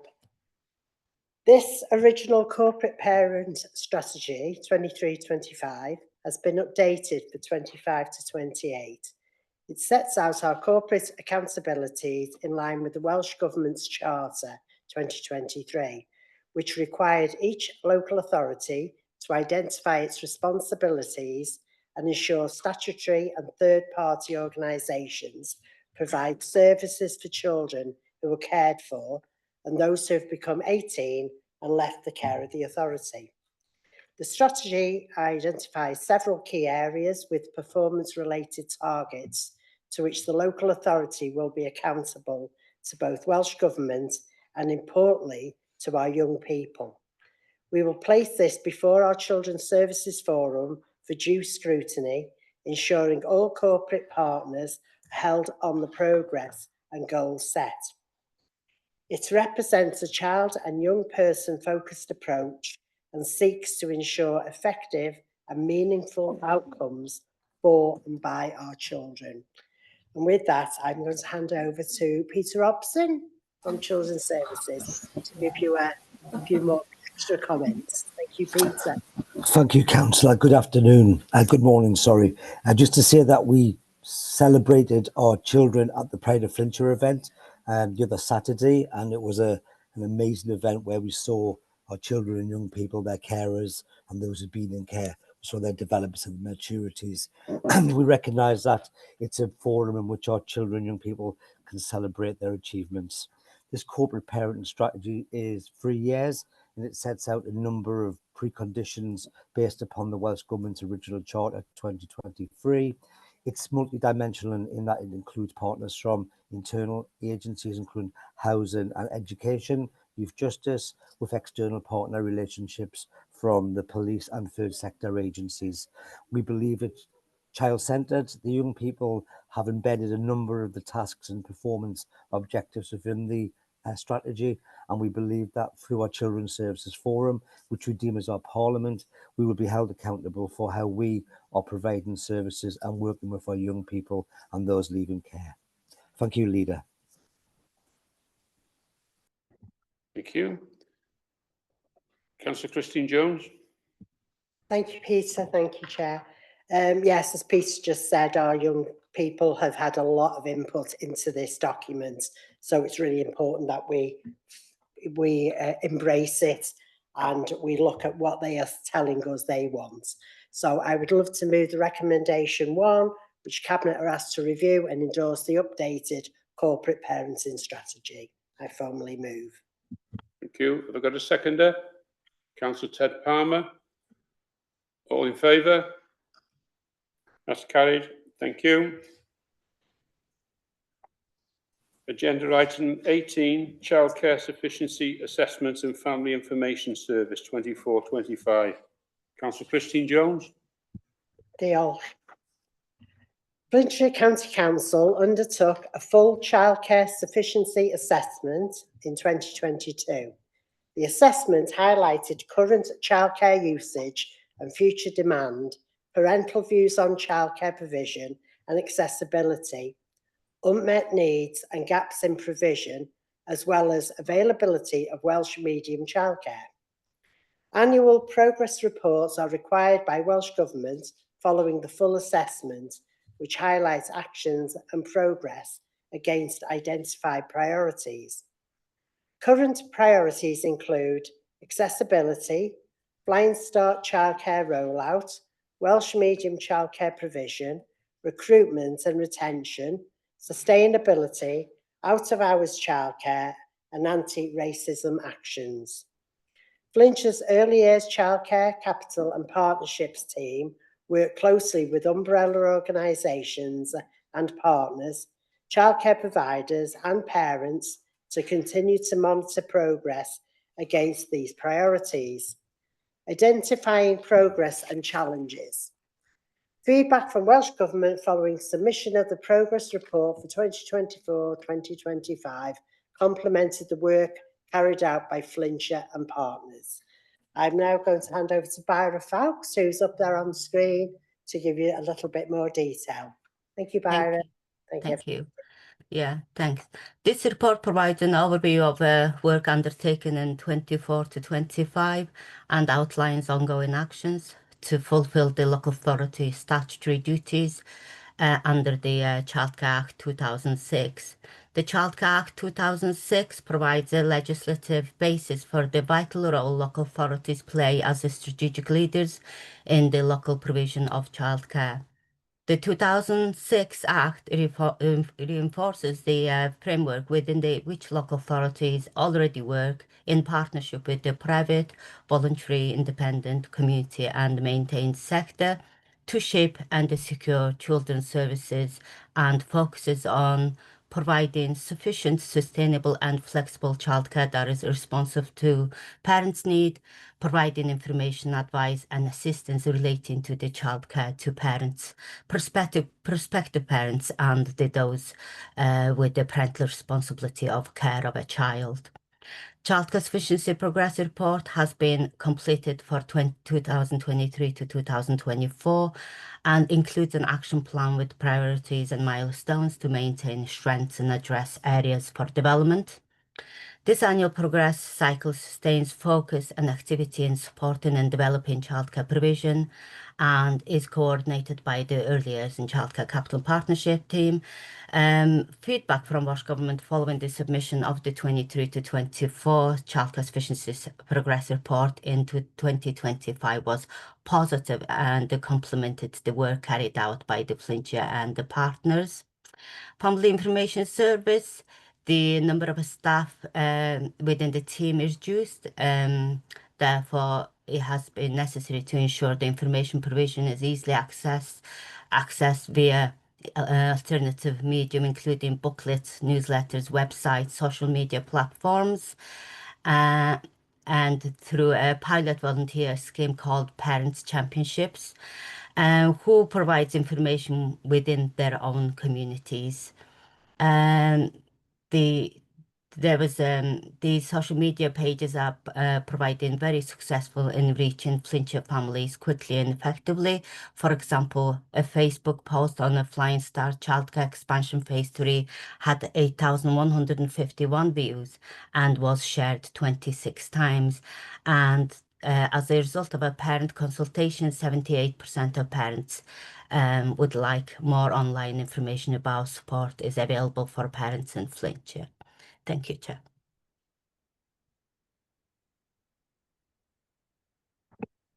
Thank you.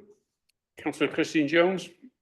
Nobody's got any questions? I'd like to move the three recommendations that are before you. I formally move. Seconded by Councillor Glyn Banks. Any further questions at all? No? Right, that's carried then. Thank you. Agenda item 19, Social Services Director's Annual Report.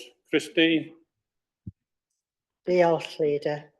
The requirement for the production of an annual report on the functions of social services by the Social Services Director is a statutory requirement.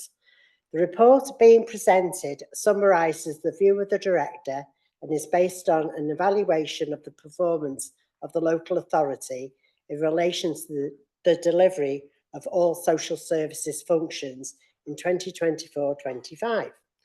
The report is also being taken to Health and Social Care Scrutiny Committee on Thursday this week.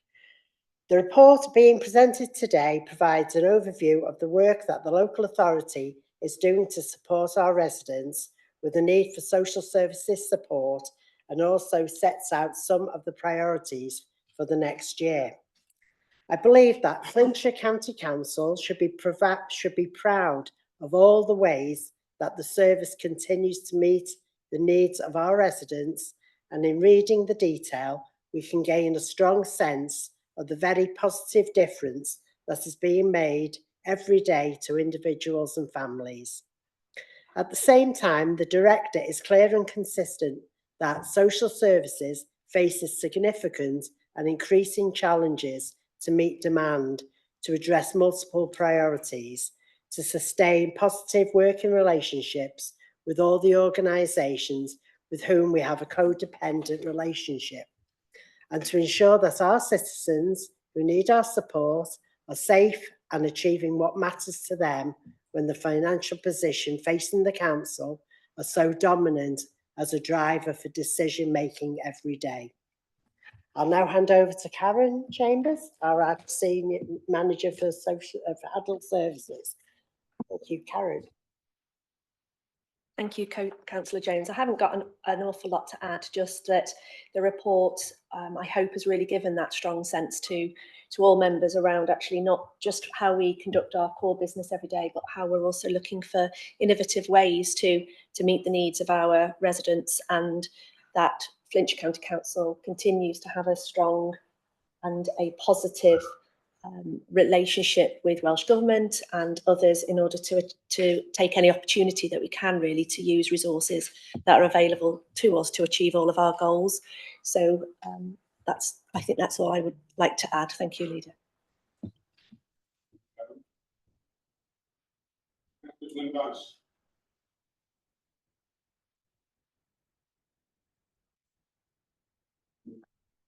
Oh, sorry. Thank you, Chair. Yeah, just wanted to say, very, very important report this, and an excellent report it is, and it highlights lots and lots of good work and exciting things that are going to be happening. And thanks for the report. I'm happy to second it. Thank you, Chair. Sir Richard Jones.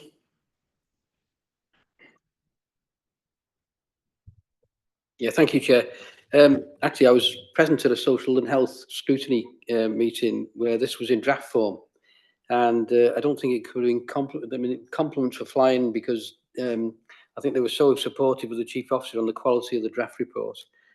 You know, it's informative, describes the council services, a raft of performance measures, which I quite like, and highlights priorities and actions required, referencing that future demand. So I think it's I think we've got to acknowledge that how good the quality of the report is, and it has been acknowledged through scrutiny as well. Thank you, Councillor Jones. I was at that meeting as well, and it was, they are to be congratulated. Thank you. Right, it's been proposed and seconded. All in favour? That's carried. Thank you.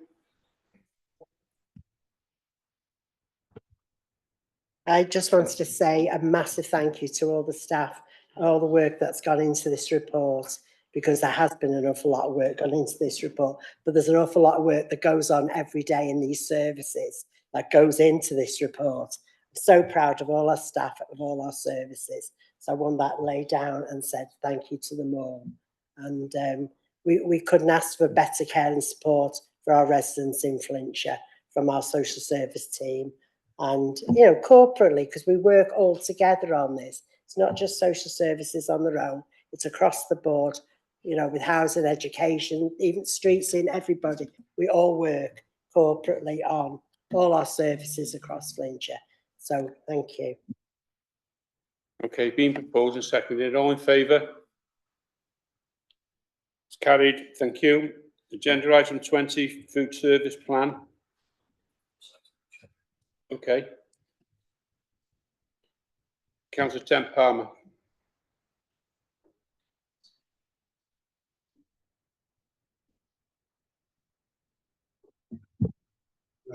Thank you, Chair. And the purpose of the food plan is to report the performance of food safety, food standards, animal feed teams over previous financial year and outline planned actions in 25 to 26.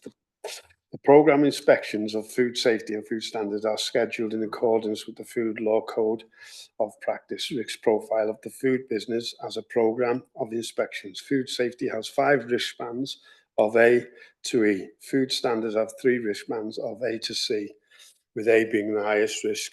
During COVID-19 pandemic, the service was significantly impacted in the ability to undertake programmed inspections. This resulted in a significant volume of overdue inspections.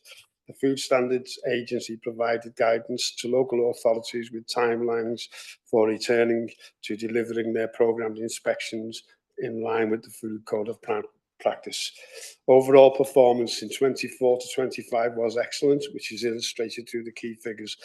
Ones to note are the key achievements and targets in section 104 of the report. It is also significant to note that the team have caught up with the backlog of programmed inspections for both hygiene and standards resulting from the COVID-19 pandemic. We have been able to reach this position through careful and effective service planning. I've also committed myself to going out on visits with the inspectors to see how they work. And I would move the recommendations to approve the food service plan 25 to 26 unless the chief officer has anything to say. Just a couple of things, if I can. This went to Environment and Economy Scrutiny Committee last week. They accepted and supported the work of the food service. And Helen explained at that meeting why COVID had such an impact on this team. 2 reasons, really. One, you know, the premises that they were investing, that they would normally visit, were shut for quite a long period of time.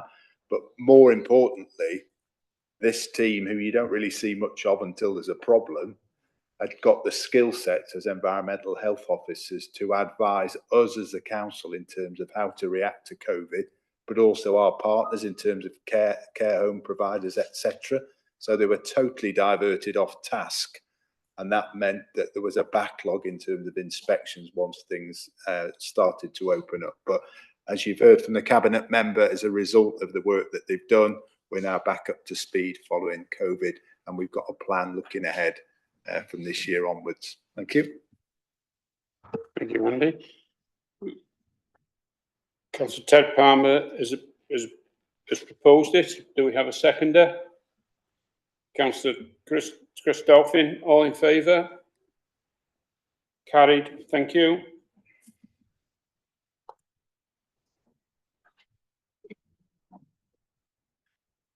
Agenda item 21, the Shared Prosperity Fund. Councillor Dolphin. Thank you, Chair. Are we bringing them back in? I'll start anyway. Okay. Well, good afternoon. Ooh, no, another minute. Good morning. The Shared Prosperity Fund programme has been in operation from April 2022 until March 25. Flintshire was allocated over £12.5 million by UK government, which has supported 23 projects selected for a competitive bidding process. UK government have confirmed an additional 4.394 million for Flintshire for 25-26 as a transitional arrangement while the successor programme is established. The investment priorities set by UK government were community in place, supporting local business and people and skills. A regional administrative body was established on behalf of the 6 North Wales local authorities and is managed by Gwynedd County Council. The day-to-day financial management of the programme is undertaken by this body, including the issuing of funding agreements to projects. Flintshire County Council provides close support to project sponsors, contributes to the monitoring of the programme, and retains the final decisions on the allocation of funding to projects. Delivery of the programme throughout has been constrained by the very short time frame for the programme set by UK government. Projects had in effect only a maximum of 18 months for delivery, including both initial mobilisation and final close down. So much congratulations to our Flintshire team. The SPF programme was provided with 2 elements, core programme and multiply. Multiply was a programme aimed to improve adult numeracy. The full list of projects is in the papers at 107, and there's many of them, so I won't go through them. The programme has been very effectively promoted by the Council and by project sponsors. UK Government has given approval for a final year of funding for the current programme of SPF to fill the gap until a new programme to be administered by Welsh Government begins in 2026-27. Development work is underway between UK and Welsh Governments on the successor programme. This is due to start next April in 2026. Although the detailed timeline to achieve this is currently unclear. Local government has demonstrated that even when given a very constrained period to operate within, it has been able to effectively deliver a combination of strategic, regional projects and localised projects responding to community and business needs, and has enabled government funding to reach grassroots organisations and small businesses. It is hoped that the programme from 2026 will enable similar interventions. There is one recommendation, and that is that the achievements of the Shared Prosperity Fund, which have been many, so the achievements of the Shared Prosperity Fund programme 2022-25 and the update on the 25-26 programme is reviewed, and it has been by Environment and the Cabinet and noted. Thank you.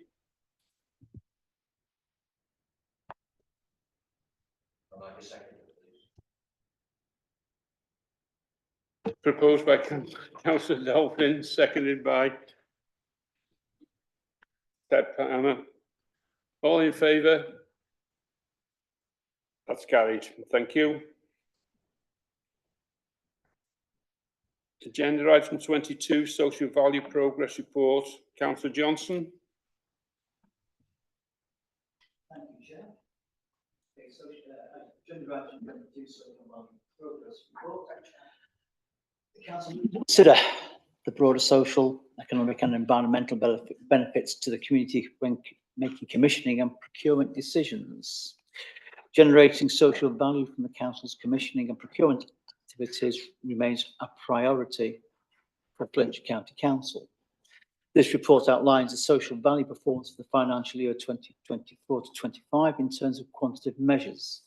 The report also provides an overview of legislation that is changing public procurement practice and how these changes, along with the areas identified as part of a recent social value, necessitate further change. I do at this point just like to thank the social value team in Flintshire. It's not a very big one at all. It's a very small team, but they deliver over the odds. This report is very clear about how it goes and does that. And also to say it's not just the social value team that deliver on this, but it's also many other people across the council. And when you look at the achievements that the programme's had this year, I'd like to offer my thanks. I'm sure that thanks to Cabinet to all of them too. Flintshire can be very proud of its social value programme. I'd like to give you some examples of the community-driven social value that contributed to the overall social value realised in the financial year. I won't put it in the report there, but I think when you're looking that we've got £11.14 million of local spend through the contract, you've got 849 hours invested to support educational initiatives within local schools and colleges. You've got £1,833 donated to promote music and arts in Flintshire. We've got £28,000 donated to support local community projects. We've got £4,538 given to help people learn Welsh, and there's been over 600,000 miles, car miles saved by contractors. Anyway, finally, to provide Cabinet with an overview of specific examples, the report is accompanied by two excellent appendices provided by the contract managers from the council, produced by and in liaison with the contractors. And these appendices, I believe, give you a very good example of some more qualitative examples of local social value delivery. And I thank the companies who are involved in that, their participation in doing this. It makes things far more real when you can see examples like that. The Cabinet endorses, as the recommendations are, the Cabinet endorses the positive performance in generating social value for the financial year 24-25. and that Cabinet notes the relevant procurement practice changes and supports the outlined work to be undertaken 2025 to 26. And I will now pass it over to Mr. Hughes, who has been looking after the project for a while now, who will give us some comments, I hope. Thank you very much, Councillor Johnson. Chair, just a couple of more points to add. Obviously, the social value team is just one officer rather than a team, but we do rely on the project sponsors within each portfolio to ensure that projects do have the social value attached to them. And this year we're up from last year, so we've got 70%. I would point out that we're never going to get to 100% because of the nuances around how social value is captured in other funding streams, such as the school investment programme that comes with a set of benefits already that are then logged by Welsh Government and other people rather than ourselves. There's other items such as specific software which can't come attached to with social value, and there's some contracts which we have to procure as a matter of urgency, which will mean that social value can't be attached to them. So there is an aspiration that 70% will improve, but it will never get to 100%. I think Councillor Johnson has captured the essence of the report very well. Thank you, Chair. Thank you, Damien. Councillor Johnson has proposed it. Councillor Glyn Banks. Thank you, Chair. Yeah, just wanted to highlight one aspect of this, massive positive. Yeah, but just one aspect is massive positive. 13 new employment opportunities created for Flintshire residents, including a young gentleman here, page 722, who's fresh out of HMP Berwyn, and multi-agency will have helped this man, along with others, and you're changing people's lives. Brilliant. Nice one. Thank you. Thanks, Chair. Thank you. Any further questions? It's been proposed by Councillor Johnson. Do we have a seconder? Councillor Glyn Banks, all in favour? That's carried. Thank you.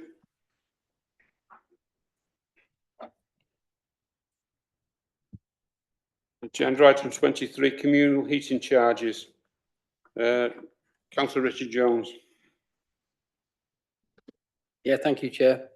This is a second report on communal heating charges for 25-26, seeking approval for Cabinet for charges relating to the two outstanding areas, Acacia Close and Llwyd Aled. Further work has been undertaken to assess the required level of charges for the tenants in these two blocks based upon usage. This included an evaluation of the communal areas and the usage relating to those areas. There are improvement works scheduled for both schemes to improve energy efficiency and reduce our tenants' energy costs. Individualised meters work continues. Acacia Close is complete, and Llwyd Aled is almost complete. I think it'll be the end of this month. Once usage testing has been undertaken, charges will be phased so tenants are only paying for their individual use. Support will continue to be offered to tenants in assisting them with their energy usage in terms of heating and ventilating their homes. It recently went to Communities and Housing overview and scrutiny. They considered the report last week, and while supporting the recommendation, requested that a further report would be provided in due course to show the exact costs following the installation of meters, what it would be in comparison to the predicted costs, to assure the committee that tenants were not having to pay overly large heating costs. I move the report, although I haven't got the recommendations at this moment in front of me. So just 1 second. Okay, so it's only one. Cabinet. Two schemes with communal heating as outlined in the report. All charges will be take effect from the 1st of September 25. Thank you, Chair. Couldn't have said it better myself. Councillor Banks.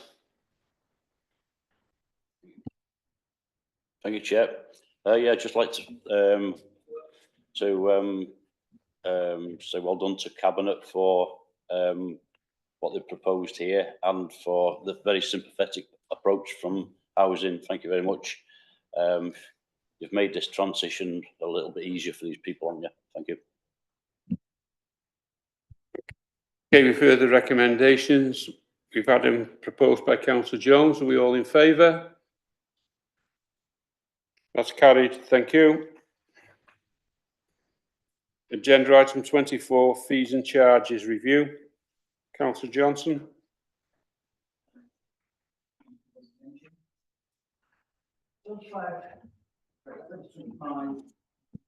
Charges has been completed in line with the council's income generation policy, which sets out the rationale and process for an annual review of fees and charges.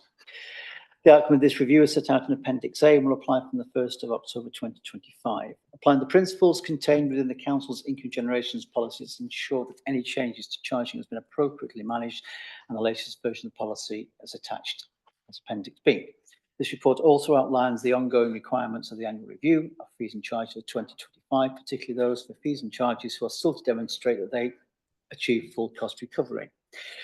The 2025 annual review of fees and charges has been completed, and the results of the review are presented as A and say. I just found I've written the same thing twice, but they're going to be from the 1st of October. In alignment with the council's income generation policy, the review is linked to the MTFS, which is for work which is running concurrently. It has been conducted annually and is being reported to council in July prior to implementation, and it has a default position of increasing in line with inflation for all applicable fees and charges based on the CPIH of March 2025 of 3.4%. Services have been asked to consider full cost recovery as part of this year's review, and the information has been updated within the schedule accordingly. The corporate finance team will continue to support services in developing fees and charges to meet full cost recovery as part of the ongoing reviews and further work we undertake throughout the financial year. One of the principles of the council's policy on fees and charges is that charges are transparent and communicated to customers with reasonable notice. To fulfil this principle, it's proposed that a customer-friendly version of the 2025 schedule of fees and charges containing key information is pushed on our website. However, council will note that the income generation policy was agreed in 2022 and will be 4 years old when the fees and charges are reviewed next year. We can't be complacent, and we need to make sure that the process by which we review our fees and charges remain robust yet practical. The portfolios and services have clear strategies for all fees and charges to achieve full cost recovery or market comparable rates, wherever possible, beyond what is set in the current policy. While it acknowledges that services have been asked to consider this as part of next year's review, and the information has been updated within the schedule accordingly, I believe we need to be more specific as we address the issues of our longer term financial sustainability. Consequently, I'm also proposing that the policy is reviewed and renewed in advance of 2026 review. And I'd like to add a third recommendation to enable this. So the recommendations are quite simply that the Cabinet approves the schedule of fees and charges documented in Appendix A for implementation on the 1st of October, that Cabinet agrees a customer-friendly version of the schedule of fees and charges is documented in Appendix A, and that will be produced and published, and that the income generation policy is reviewed and renewed in advance of setting fees and charges for 2026. I move the report. Thank you. Any questions?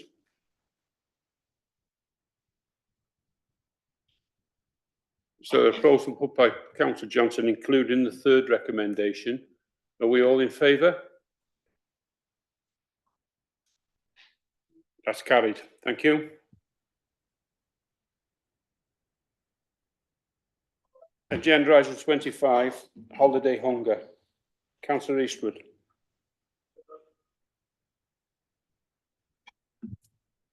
Diolch, Cadeirydd.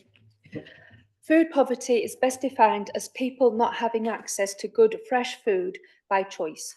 And in reference to this definition, if you feed people well, they are more likely to get out of their crisis. According to the Children's Commissioner for Wales, approximately 30% of children in Wales live in poverty, with 26% residing in working households. This indicates that a significant proportion of working families still face financial challenges. Many children in Wales experience anxiety over basic needs. For instance, 45% of children aged 7 to 11 worry about not having enough to eat, and a significant number are concerned about other costs related to basic needs.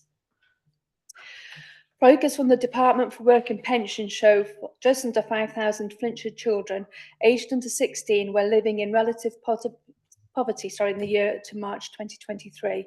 And this means that just over 18% of children in Flintshire were in a family whose income was below 60% of average household income before housing costs.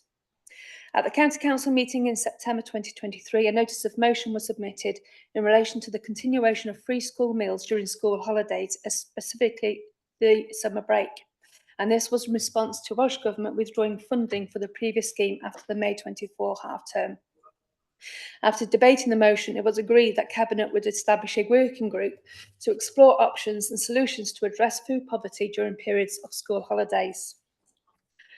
The group was established, and whilst the group agreed the importance of providing some support, they had concerns about the effectiveness of the holiday payment scheme, in that the assistance is very short term, comes at a sizable cost, its effectiveness cannot be measured, and it has no links to a sustainable solution.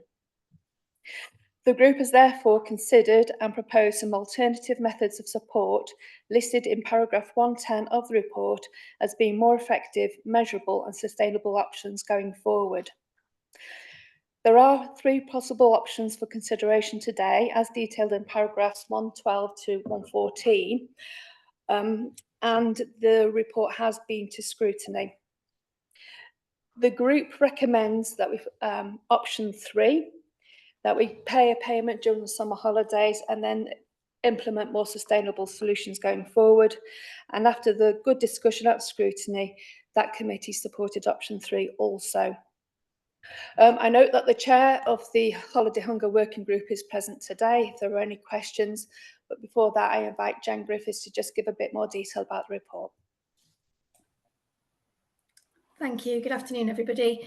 I don't really know if there's a great deal to add. All of the detail is in the report. I think it was very clear from the working group that we needed to have a look at a more sustainable option and to work towards a diminishing contribution from the council, purely on the basis that the relatively small amount per household costs a significant amount to the council. There was no way of measuring it.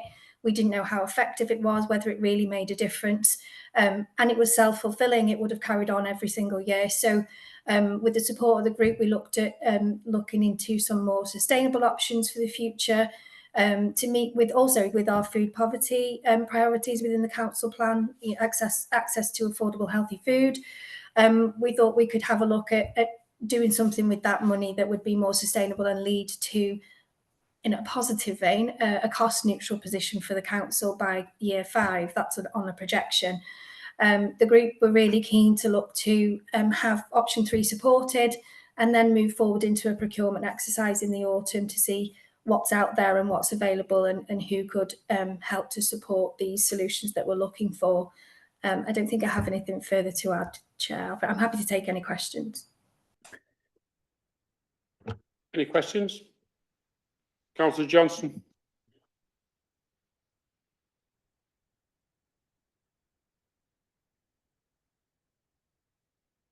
Councillor Mackie, who was the chair of the committee, would be interested, would like to speak. I know there's might be an issue around precedent about committee chairs speaking of that, but it's the chair of the working group, so I'll leave that with you to decide, which has asked.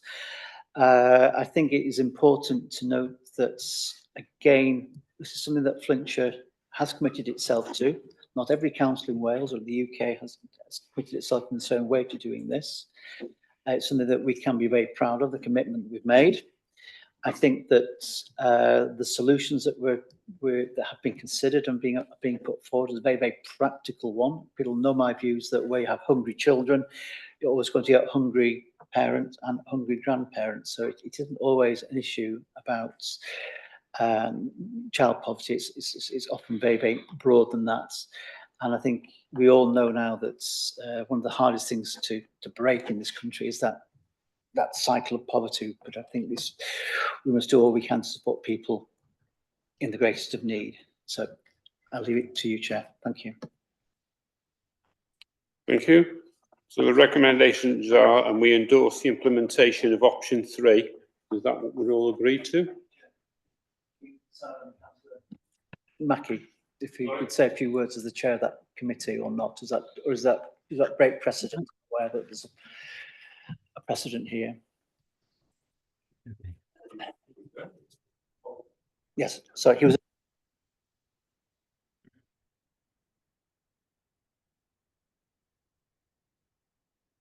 Okay, so you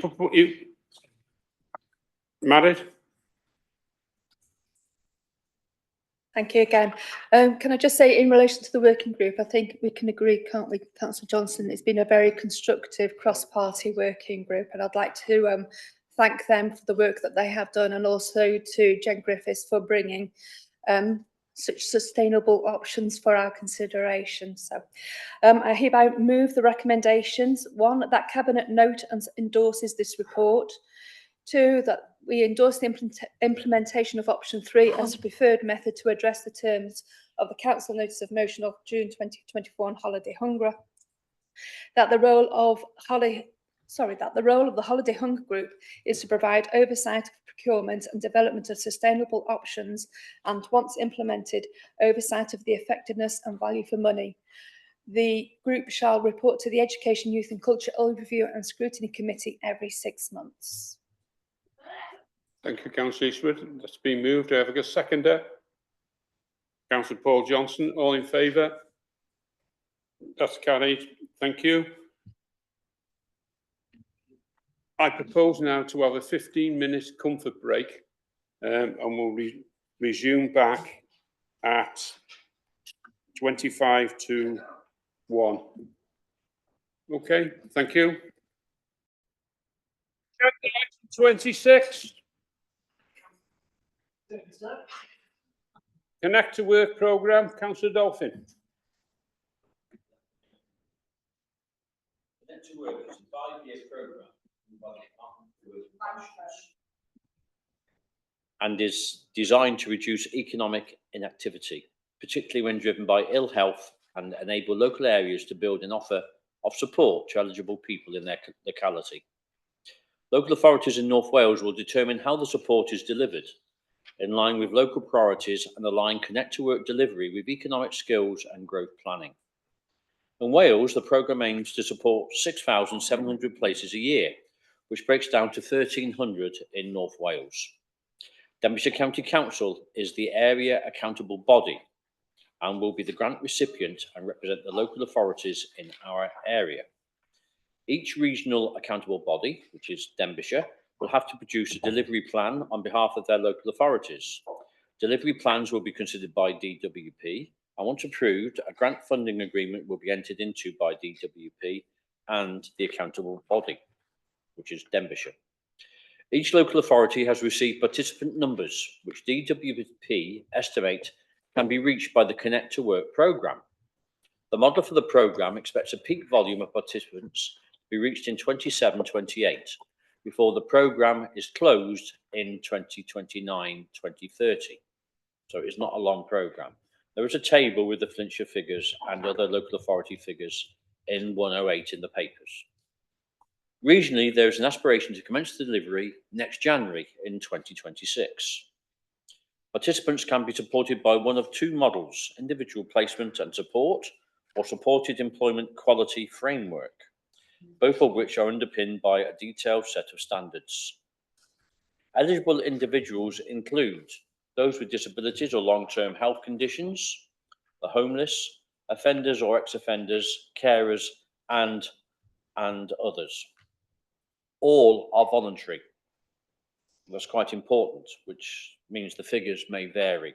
Everybody who takes part is voluntary. The programme is funded through a grant from DWP, modelled on a per head flat fee of £3,700.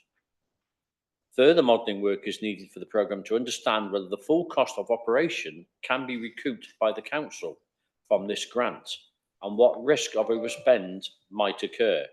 So there is a risk to the inability to mobilise sufficiently rapidly, a failure to commission third-party delivery partners if needed, a failure to attract sufficient participants, a failure to place sufficient participants into employment, and the possible cost of redundancy. But there are risks. There are 4 recommendations. They're quite long. The first 3 are in the papers, and the 4th one has been added by the request of the Environment and Scrutiny Committee, who have seen these papers, And that fourth recommendation is that the programme would need to be delivered within the existing budget. Therefore, I propose all four recommendations. Thank you, Leader. Thank you. Councillor Richard Jones. Yeah, Chair. I think the cost of redundancy risk makes it difficult to say it's within the present budget envelope, doesn't it? Because we don't know what that cost would be. So, and I know we were intended last month in Cabinet to send a letter to Welsh Government in relation to redundancy or referencing redundancy, which I'm assuming we will do or have done. Maybe we should be sending the same letter in relation to this to make sure that this is also covered, because I think scrutiny was right to say that, to make those comments in relation to the budget envelope. And if there is a risk of the cost of redundancy yet again, we could find ourselves costing us money where we don't have finance available. So I think it's worthwhile perhaps to reference this as well in that letter that we will send. I think you make a good point there, Councillor Jones.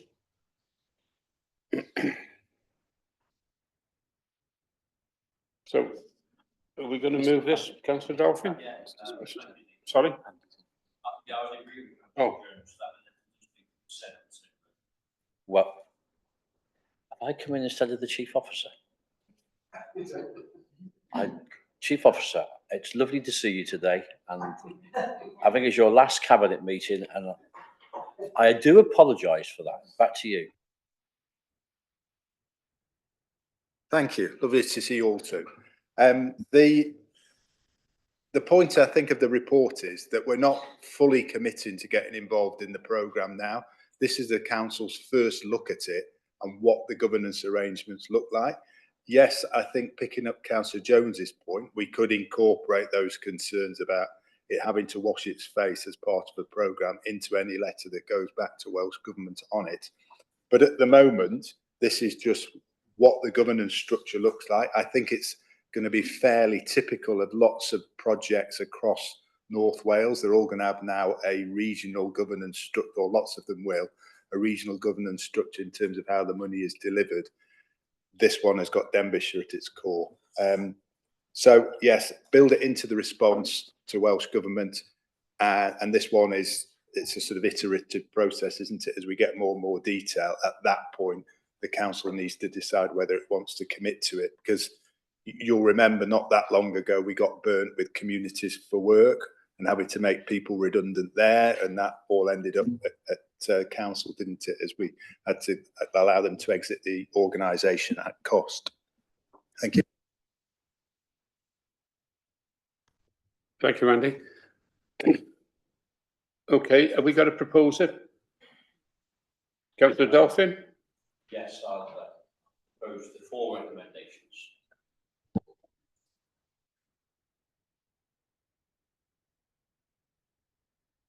Seconded by Councillor Ted Palmer. All in favour? That's carried. Thank you. Agenda item 27, the Corporate Risk Contact Centre annual report. Councillor Thomas. Thank you, Leader. The contact centre handles telephone calls for key council services, including street scene, housing, staff, planning, elections, blue badges and switchboard. The service also processes payments and administer incoming emails. In addition, during 24-25, it managed reception at Tydewi Sant, which took one team member away from answering calls each day.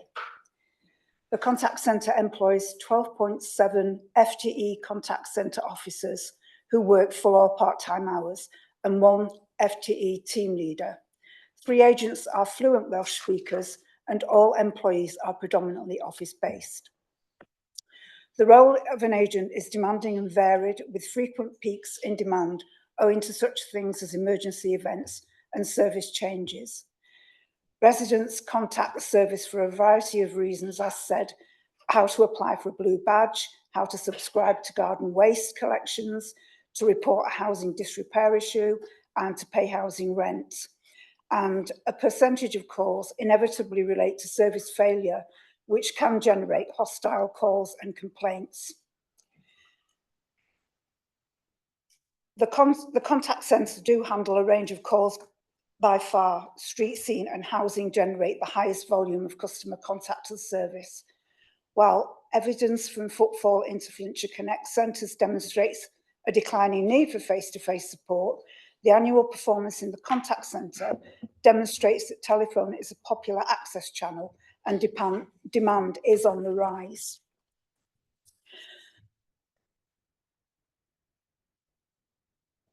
There are a number of challenges within the contact centre. Recruitment and retention is one of the most significant challenges for the future. There are a number of reasons for this. It's low salary, work demands, and the conditions mean that the turnover is high. Our agents do receive the lowest pay for handling hostile calls relating to service failure outside of the contact centre. They're employed on a salary GO2, and this compares poorly to the national minimum wage of £12.21 per hour. During 24-25, several employees left the organisation for better pay or were promoted to new positions elsewhere in the organisation.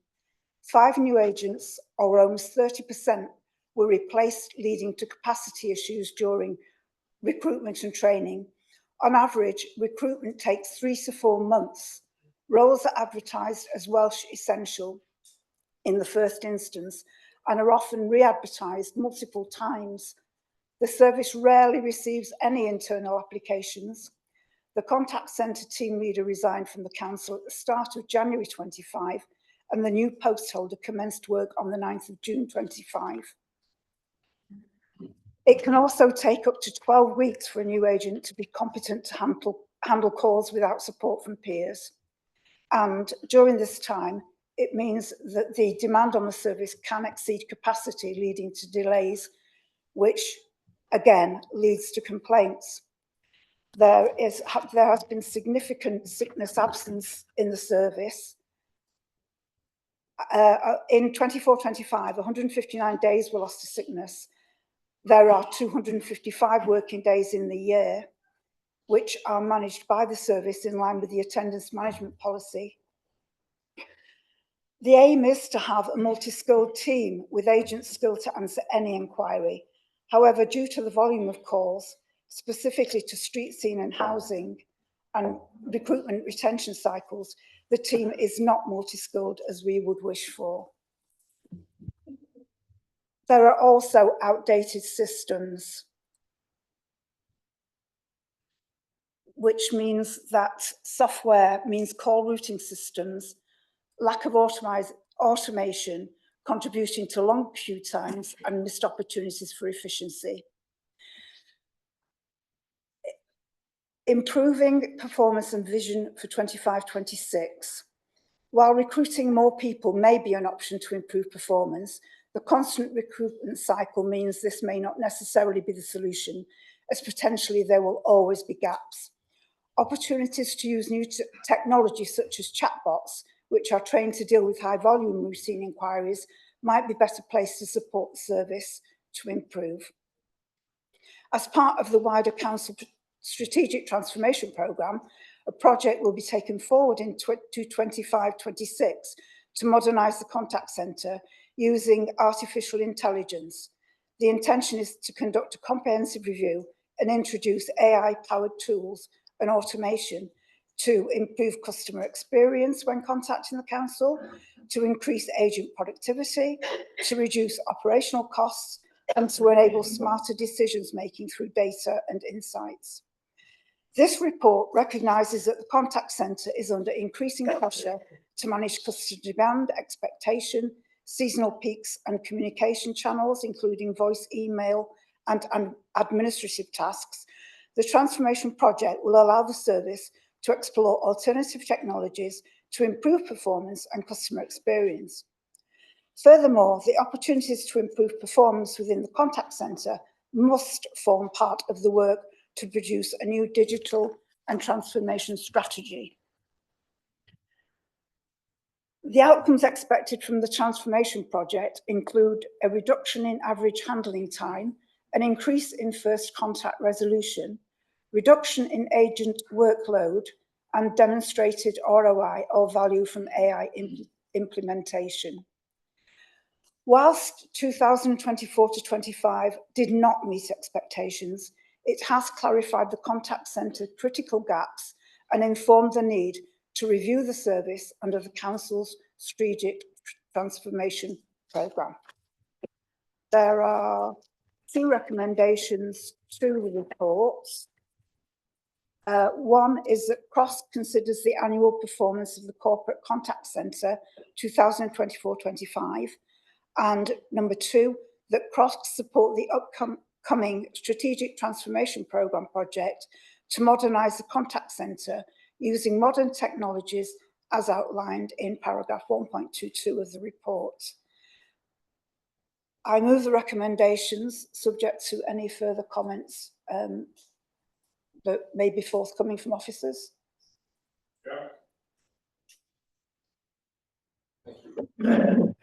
Thank you, Leader.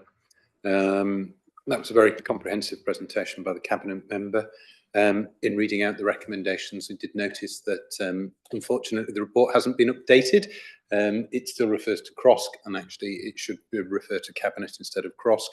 The reason it says CROSC is because the report was brought at the instigation of that scrutiny committee, because despite the best efforts of the team, performance is regularly below the target that we set for ourselves. The team work very hard, but for the reasons set out by the Cabinet member, it's very challenging for them. The turnover in staff is particularly difficult. You can see in the report, at table 4, I think it is, the actual numbers of staff they're supposed to have, the actual numbers of FTE they're supposed to have, compared to the 12.7. And you can see that, at points in the year, last year, July last year, this time last year, they had 5.5 FTE instead of 12.7. So you clearly under half.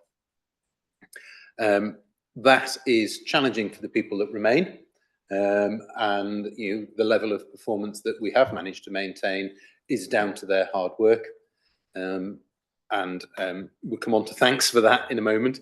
But also, as the Cabinet member said, when we recruit somebody to replace, it takes 12 weeks to train them.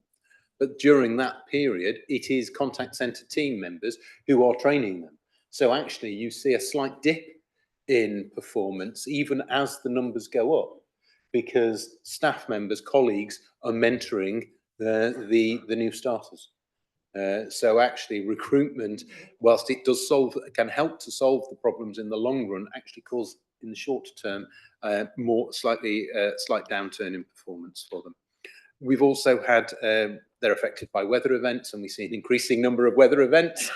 I can see Mrs. Wilby nodding her head there. She deals with the front line of the weather events. We deal with the queries in relation to them, and significant service changes as well. Big changes on the front in the delivery of frontline services, and we've seen a few of those recently. Can cause an increase in calls to the contact centre. They can't just take people on temporarily. It takes 12 weeks to train somebody. Unless we're able to borrow somebody from the frontline service, which we can't do because they're going through a big service change, the contact centre have to manage those increased calls within their existing resources, however many people they might have on their books at the time. Leader, there was a hugely supportive debate at Corporate Resources Committee, and I can see some of the members, including the chair, on screen now. They passed their thanks on to staff. I will add my own. I can't say how important it is to receive that high level support from councillors. Some councillors have publicly been critical of the contact centre, perhaps not understanding the circumstances. That has a very negative impact on morale, which is challenging, obviously, when they're doing their best. So to counterbalance that with the positive comments that we received last Thursday is really important for staff morale. So I'm grateful to the committee members for their words, and we have indeed passed them on to the team. The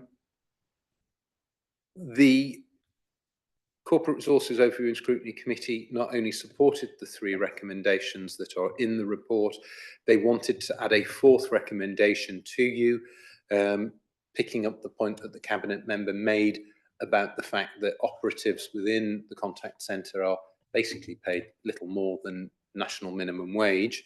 The committee recommended that the authority proceeds with the pay model review that we have discussed on a number of occasions in order to see whether that can improve levels of pay within this area specifically, but obviously across that would have an impact across the authority as a whole.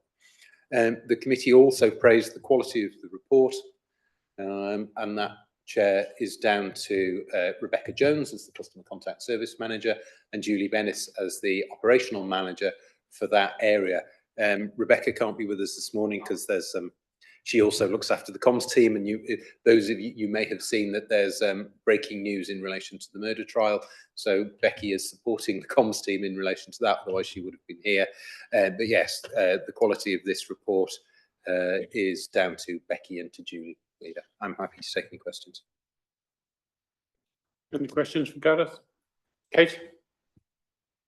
Not so much a question, but more that I'd like to place on record my thanks to the contact centre staff. You know, the last 12 weeks, they've been instrumental in supporting my portfolio in delivering a major service change for three weekly collections. And, you know, I echo what Gareth has said, you know, any negative comments that are fed back to the team does impact the morale within the service, both in my portfolio and within that team.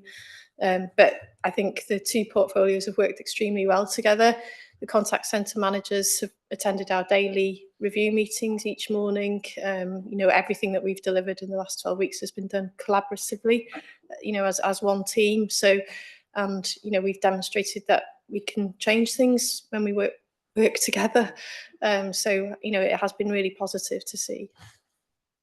Thank you, Kate. Your points are well made. Councillor Christine Jones.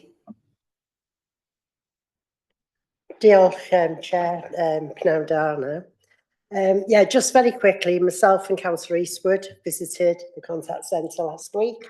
We were extremely impressed. We were there for a couple of hours, saw the diversity of all the complaints and questions that were coming in, and they were so different, each one of them. We were listening in. And they've got to be so experienced to be able to answer all those questions, because some are house and some are street scene, but they were all different. And I'm sitting there thinking, oh, what's the answer to that one? How would I answer that? Because we get obviously those type of questions as councillors, and they get very similar ones, don't they? And it was really interesting to see how professional and experienced every member of that team are. And it was constant. It was the questions were just, you know, the phone calls were just coming constantly. And it was, I was worn out after the end of the first hour. But they do get, they're not all nice, are they? There's quite a lot of abusive calls that come through because people are frustrated. So they have to deal with a little bit of abuse on the other end of the line as well, which can be quite unfair because it's, you know, people vent their frustration at them, but, you know, they're only doing the job and they're being extremely professional, and they were so calm and they were working so well.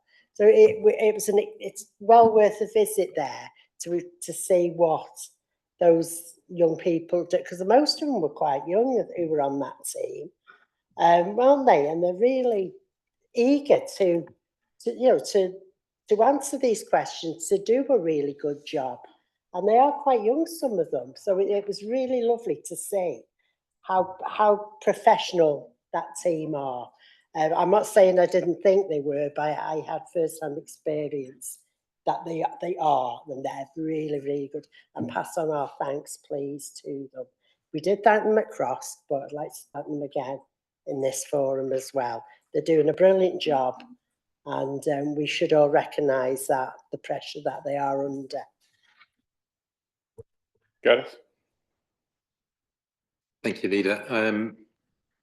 Thanks to the Cabinet members for the positive comments and to colleagues for the positive comments. It is one of the recommendations that it says Cabinet members and scrutiny members visit. all members are welcome to visit the contact centre to see firsthand what they deal with, how they deal with it. If any member does wish to visit, if they could contact either Rebecca Jones or Judy Bellis, then we'll arrange for them to be able to go down and have you a bit of an introductory tour, and they can sit with people. I think we even put a headset on without a microphone, put a headset on, no microphone, and members can listen in to the calls and hear what they deal with. All members welcome to attend. Thank you, Gareth. Councillor Richard Jones. Yeah, thank you, Chair. As Cabinet Member responsible for transformation, I think I'm duty bound to mention recommendation 2. I'd just like to highlight that. And if you look at 1.22, those 4 areas which are identified at 1.22, really important and clearly desires for the council from all aspects, not just financial, but for personnel too. So, and not just in the contact centre, I suppose. So it's appropriate that the strategic transformation programme supports any identification of all new methods towards a need to assist in that, whether it be AI, chatbot, but technology generally, if that can be any assistance. I think that's a project that the STP can help with. Thank you. Thank you, Councillor Jones. You make a good point there. Councillor Thomas. Thank you, Leader. I'd just like to apologise for the mistake I made with the recommendations. I didn't have the up-to-date version, which just said Cabinet, so my apologies for that. That's fine. Right, Councillor Thomas has moved the recommendations. Are we all in favour? Seconded by Councillor Ted Palmer. All in favour? That's carried. Thank you. Agenda item 28, recommendations from the school parking task and finish group. Councillor Banks. Thank you very much, Chair. And can I just say it's fantastic to see Councillor Thomas here today, and I thought you did fantastic on that item. Thank you. Right, yeah, the background summary, it's down as executive summary, but it's background summary really. Following a request by the Environment and Economy Overview and Scrutiny Committee for a report on parking outside schools and enforcement to be considered, a report was presented to the Education, Youth and Culture Overview and Scrutiny Committee at its meeting on the 23rd of March 2023, which provided members with an overview of the parking and congestion issues currently experienced within the vicinity of the county's schools, whilst also outlining the roles and responsibility of all parties concerned with a view to seeking a collaborative approach and effective solution. Members of the Environment and Economy Overview and Scrutiny Committee were also invited to attend the meeting for this item. Following consideration of the report, the Education, Youth and Culture Overview and Scrutiny Committee resolved that the committee approved the creation of a joint scrutiny-led task and finish group in order to explore the issues in further detail and develop a collaborative and preventative approach with key stakeholders, which involved elected members from the Education, Youth and Culture OSC and elected members of the Environment and Economy OSC, officers from both the Education and Youth and Streets and Transportation portfolios, head teachers, elected members invited to attend as required, and officers from North Wales Police invited to attend as required. And can I pass on thanks to everybody who's involved in this from all the bodies. This report provides information on the work of the school parking task and finish group and seeks support for the recommendations being put forward by the task and finish group. I think it's important to note, originally there was 4 recommendations made by the task and finish group. After going to informal cabinet, there was a 5th added by ourselves, and after going to the Environment, the Education Committee, a 6th was added. So in addition to supporting existing civil parking enforcement practices, officers will investigate the potential use of vehicle-mounted ANPR technology to enhance enforcement capabilities. So the 6 recommendations of the group are: A, that the committee supports the task and finish group recommendations that the protocol is adopted for parking issues outside of schools and circulation to all schools in Flintshire. as shown in Appendix 2. B, that the committee supports the task and finish group recommendations that the matrix for prioritising schools is implemented as shown at Appendix 3 in the document. C, that the committee support the task and finish group recommendation that all schools be required to produce a school travel plan and that the portfolio showcase some best practice examples or provide a standard template to schools. D, that the committee supports the task and finish group recommendations that a panel be set up to assess complaints received in accordance with the criteria and determine action be taken based on the established protocol. E, that the committee supports the intention to explore the use of the vehicle-mounted AMPR technology to enhance existing civil parking enforcement activities. And F, that the committee supports that further work is required on the 5-minute grace period in restricted areas and that the pilot of 2 schools will take place following implementation of the protocol. Can I also add that the recommendation E, which came from committee, was partly in recognition that we would love to have more enforcement at the schools, but it's recognised that they're spread very thinly on the ground. So hopefully that recommendation will go some way to achieving the enforcement that's required on them sites. And over to Chief Officer for any more comments. Okay, thank you, Councillor Banks. So I haven't got much to add further to what you've already said. And obviously I didn't attend the Environment and Economy Overview and Scrutiny Committee last week because I was on leave, but officers did. And I know there was quite a bit of debate around the 5-minute grace period, but about, you know, whether it's covered in legislation or not, and it isn't. The law is quite clear on it. I think what we'll have to do is probably bring another report in due course once the task and finish group have met again to discuss the ins and outs of that grace period. There is a difference. There's operational guidance that exists under the Traffic Management Act relating to observation periods and grace periods. They are two separate things. And there's suggested good practice for local authorities to follow.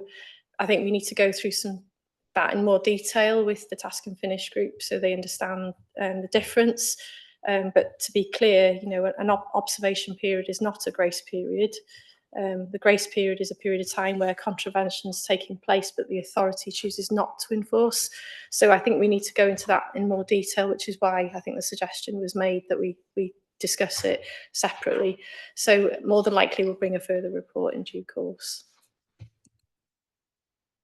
Okay. Well, I think we need to really need to look at this, because this 5-minute grace period, I know at the bottom of my road, they're sitting there for 3/4 of an hour. So, okay, Councillor Banks, are you moving these recommendations?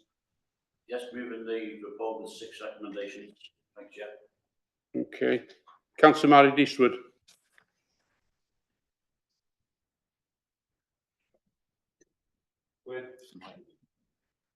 I'd like to second recommendations, and can I say that in both the committees there were a lot of positive comments about cross-party working within the task and finish group. Thank you.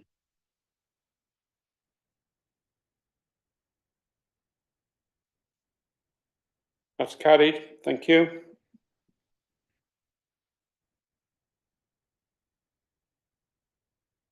Agenda item 29, School Transport Task and Finish Group. Councillor Banks.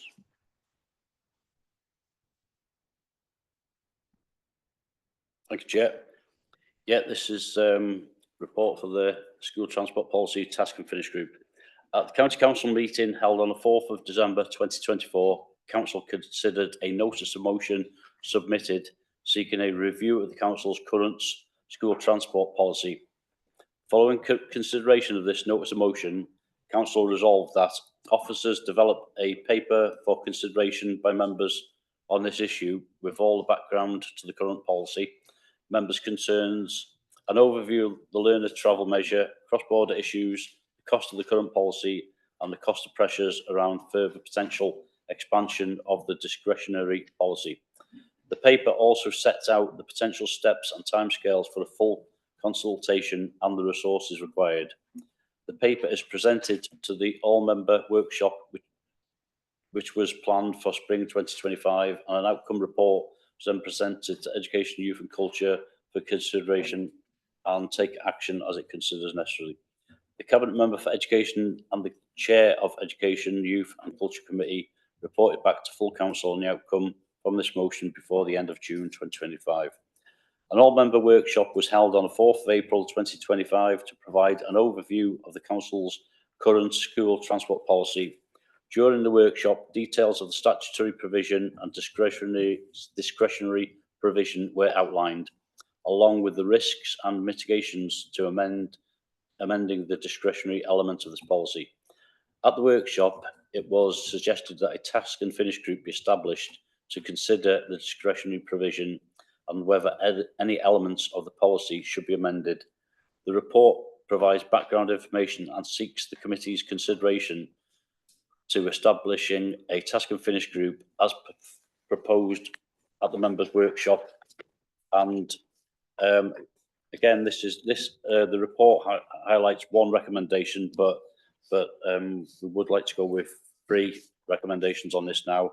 The first one is that the committee support the establishment of a task and finish group to review the discretionary elements of the school transport policy as shown in the terms of reference in Appendix 1 of the attached report. 2, that the member who had submitted the original notice of motion to County Council on the 4th of December seeking a review of the Council's current school transport policy be invited to sit on the task and finish group. That will be alongside the 8 members of the two groups. And C, that as we're both keen to be involved in this, that both cabinet members involved, namely Councillor Eastwood and myself, will also take a full role within this group. Thank you, Chair. And over to the Chief Officer for any more comments. Thank you, Glenn. Katie? Yeah, the only thing to add is the terms of reference for the task and finish group are included for your consideration as well. And obviously that's in the first recommendation. And just to be clear, we're not, the review won't take account of statutory elements of the policy. It will only be looking at the discretionary elements. So to be clear on that as well. Great, thank you. Any further questions? Moved by Councillor Banks, seconded by Councillor Eastwood. All in favour? That's carried. Thank you. At this point, I'd like to thank Damien and Andy Farrow for all their work they've done in the council, as they will be leaving us, and this will be their last meeting. Big shoes to fill, I have to say. I think the two of you have done us proud in all your efforts. So I hope you have a long and pleasant retirement. Do whatever you want to do, and stay safe. Keep off that bike, Andy, and don't be trying to do the Tour of France. And I think Damien just hopes he doesn't get some of them massive big fish on the end of a fly rod. So, no, thank you very much, both of you. It's very much appreciated. And I'm conscious you need to go by 1:30, Damien. So if we move on now to agenda item 30, street lighting policy. Ted Palmer. Yeah, thank you, Chair. The street lighting annual status report for 24-25, which provides a comprehensive overview of the current condition, performance and investment needs of Flintshire's street lighting infrastructure. The report is a key component of our commitment to transparent data-led asset managed under the Highway Asset Management Plan adopted by the Council in October 2024. It highlights the challenges we face due to ageing infrastructure and constrained budgets, while also showcasing the progress made in energy efficiency and service delivery. The report is vital as we seek to address the growing maintenance backlog, uphold safety standards and align our operations with the Council sustainability and resilience objectives. The purpose of the report is an annual update on the condition, performance and investment needs. Key highlights: the council manages over 21,500 lighting units, 3,250 illuminated signs and bollards, 117 traffic signal units. The total replacement value of the lighting assets is estimated over 50 million. Risks: over 60% of the lighting columns and 67% of the illuminated signs have exceeded their expected life structural inspections. In 24-25 led to immediate removal of 40 columns and identified 127 for replacement within the year. Performance: 2,008 lighting defects were repaired in 24-25, 86% of night inspections and 88% of triannual inspections were completed in time. The average fault repair time was 8.11 days. The investment gap: currently annual investment per asset is £37.71, which is only 45% of the required £83.50 to maintain a steady state condition. Without increased investment, the council faces a growing backlog of potential safety risks. LED upgrades and dimming initiatives have reduced energy by over 40%.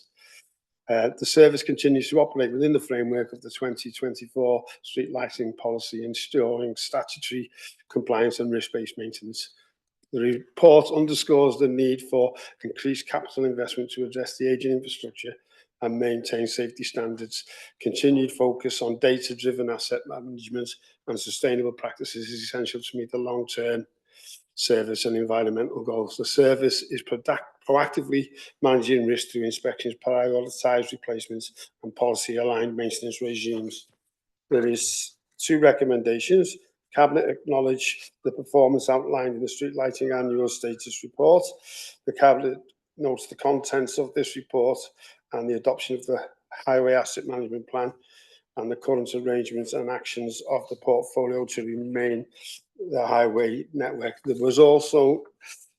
report has also been presented to the Environment Overview Scrutiny Committee. Councillor Coggins made reference to the possibility of unadopted road lighting provisions, which we will look into. Thank you. Okay. Chief Officer, have you got anything to add? No, nothing really to add. I mean, this is the first annual status report that we've brought forward. You'll see further reports coming on other assets within the highway. So this is the first one after we adopted the new Highway Asset Management Plan back in October.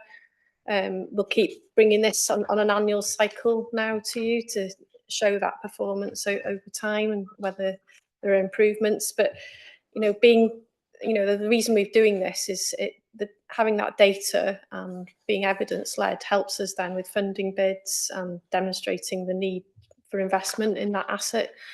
So it does help us going forward, hopefully. Thank you, Katie. Councillor Richard Jones. Yeah, I like numbers, so I've done a bit of, so clearly the issue here is the need for investment, isn't it, in the highway? And it was just on, I think, section 2 or part 2, where if you get actuals, column targets against that was 7%. I'm just going to try and find the document. So if you go on works undertaken, 7% of lighting columns has been undertaken in the last 10 years, and the life is, say, at the most 30 years. So that would mean that in a 10-year cycle, you should be doing 30%. So if you think column targets at 7 should be 30, traffic signs at 14 should be 50%, pillars at 5% should be 40, cables 3% should be 20. I think all these numbers just prove that there is investment that is needed to do that, to make sure that the life cycle is taken into account. I think that's it's a perfectly good way of providing the evidence to show that. So yeah, just supportive, really. Okay, thank you, Councillor Jones. Right. It's been proposed. Do we have a seconder? Councillor Banks. All in favour? Carried. Thank you.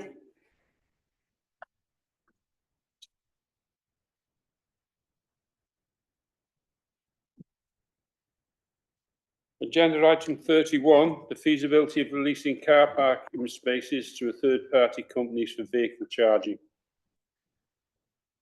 Councillor Ted Palmer.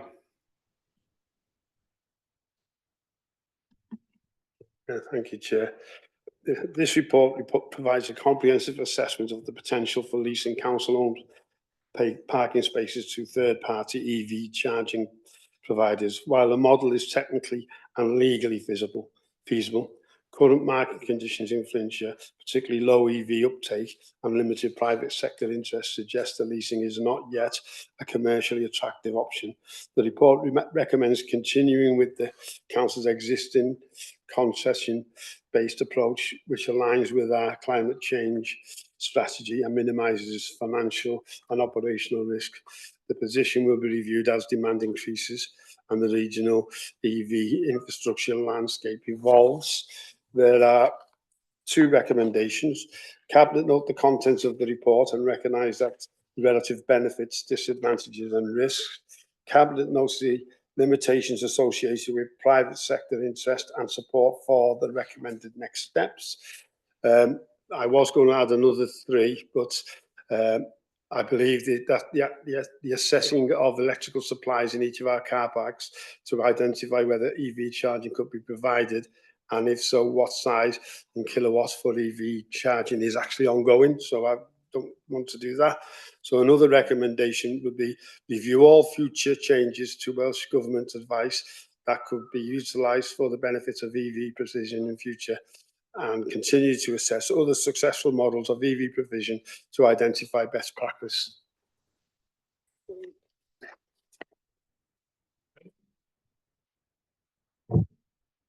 Casey, do you want to say something?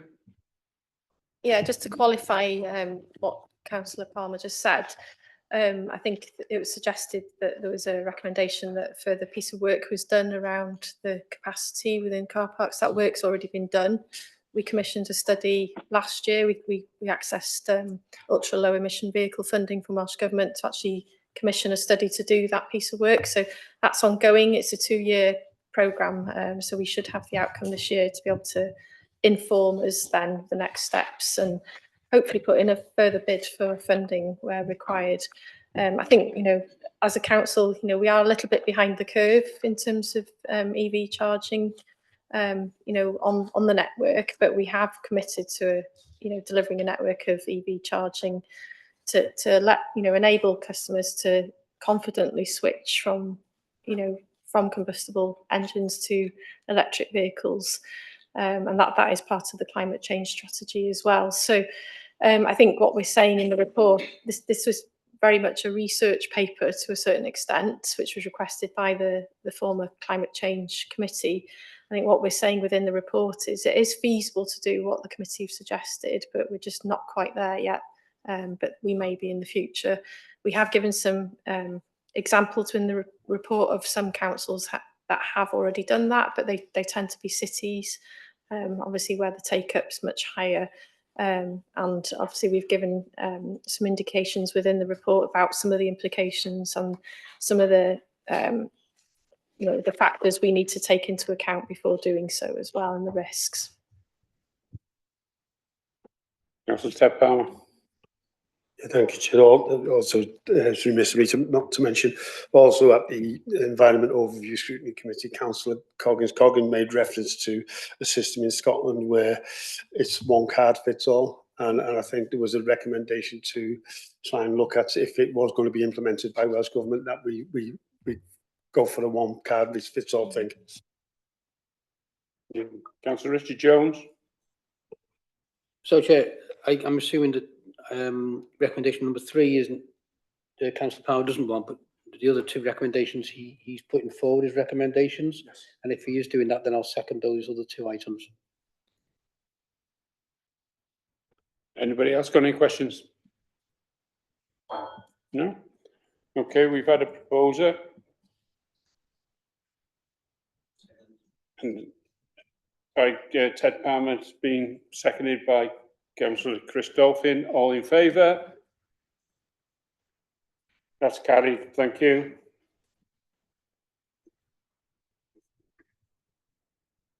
Agenda item 32, update on the review of access control barriers. Now this goes across two here. So who's going to lead? Is Glyn going to lead first? Yeah. Councillor Banks. Thank you, Chair. Yeah, this is access control barrier update. And in March 2023, the Planning, Environment and Economy portfolio led a review of the existing access control measures, i.e. the A-frame barriers in place between Chester and Queensferry that were installed as part of the Wales Coastal Path project.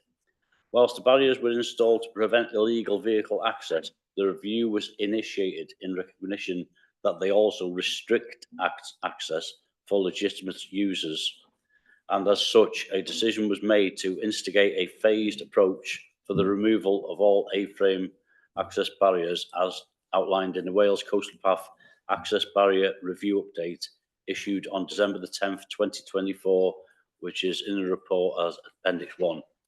Subsequently, a further review has taken place to assess all other access control barriers on the active travel network across Flintshire. Whilst, like the A-frame barriers, these barriers were installed to improve safety and prevent historical antisocial behaviour issues, it is recognised that a large number of the barriers are of an outdated design and do not meet the Active Travel Act guidance July 2021 and therefore require removal and or adjustment. The purpose of this update report is to provide members with an overview of the ongoing work to assess and implement the removal, retention or modification of the remaining infrastructures on all our cycle network, specifically chicane barriers, York-style barriers and bollard-type posts. The report also outlines the rationale behind each proposed intervention and provides a summary of the progress to date. To ensure duties undertaken in line with the Active Travel Act comply with those of the Equality Act 2010. Equality impact assessments must be carried out throughout this process. The objective is to ensure that all infrastructure support a safer, more accessible and inclusive walking, cycling, wheeling environment aligned with national accessibility standards and active travel duties. Unfortunately, there's some of our areas where we're already suffering problems with the extra access, because obviously the extra access means extra access for everybody, including the likes of off-road bikes and quads that are most unwanted. We really don't want them in our dunes, but they're there quite often, which is a bit of a nuisance. But anyway, on to the two recommendations. Cabinet supports the progress update and supports the work undertaken to increase accessibility on the active travel network in Flintshire. And 2, Cabinet supports the proposed joint public relations approach in partnership with Sustrans and Transport for Wales. Thank you, Chair, and over to Chief Officer. Yeah, thank you. I haven't got much more to add to what Councillor Banks has said, but the findings of the review are detailed in 1.06 of the report on page 79 of the document I have in front of me. I just think it's important to note as well that we have got funding actually for this review. So Transport for Wales have agreed to fund through Active Travel core funding to support the removal and adjustment of these barriers where required as well. And also just to confirm that the work in terms of the equality impact assessments is underway, and there are a range of stakeholders that will need to be consulted as part of that piece of work in terms of protected groups. And that also includes, community groups, Sustrans, and obviously a representative of the Active Travel Board as well. So that will happen now once we've had the approval of this report. We didn't want to commence that piece of work until this report had been presented to Cabinet. So that hopefully explains the background to it. Thank you, Casey. Glyn, Ted, have you got anything to add, or it's all covered? Okay, well, we've had a proposal from Councillor Banks, seconded by Councillor Ted Palmer. All in favour? That's carried. Thank you. Agenda item 33, the third sector funding community chest review. Councillor Linda Thomas. Thank you, Leader. The Community Chest is a grant scheme. It's funded by Flintshire County Council and it's administered by Flintshire Local Voluntary Council, the FLVC. It supports community activity. There is only a small budget, £21,138 annually. This is not index linked and there is no annual inflationary uplift. Part of the third sector funding has been operating in the current format for 10 years with periodic review. In July 2024, CROSS supported and Cabinet endorsed continuation of the grant subject to review. This review has been conducted and the outcomes have been fed back. These are changes have been made to the application form, the guidance notes and the award letter. Further details are at 1.6 of the report and copies provided as appendices. This should assist organisations in applying and in the assessment of applications. There has been some restriction on some forms of community interest companies, known as CICs, from applying. Applications limited to CICs that are non-profit making organisations. There are changes to the terms of reference and they are within the report.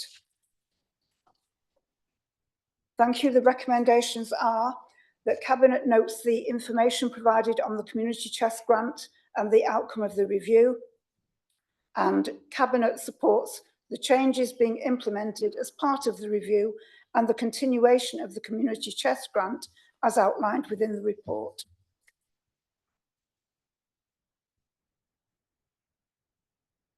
Thank you, Councillor Thompson. Any questions?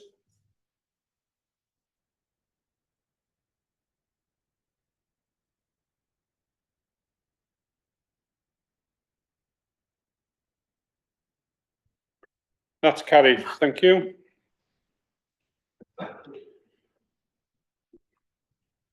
Next item is the forward work programme, but this is for information only. Anybody got any questions on the forward work programme?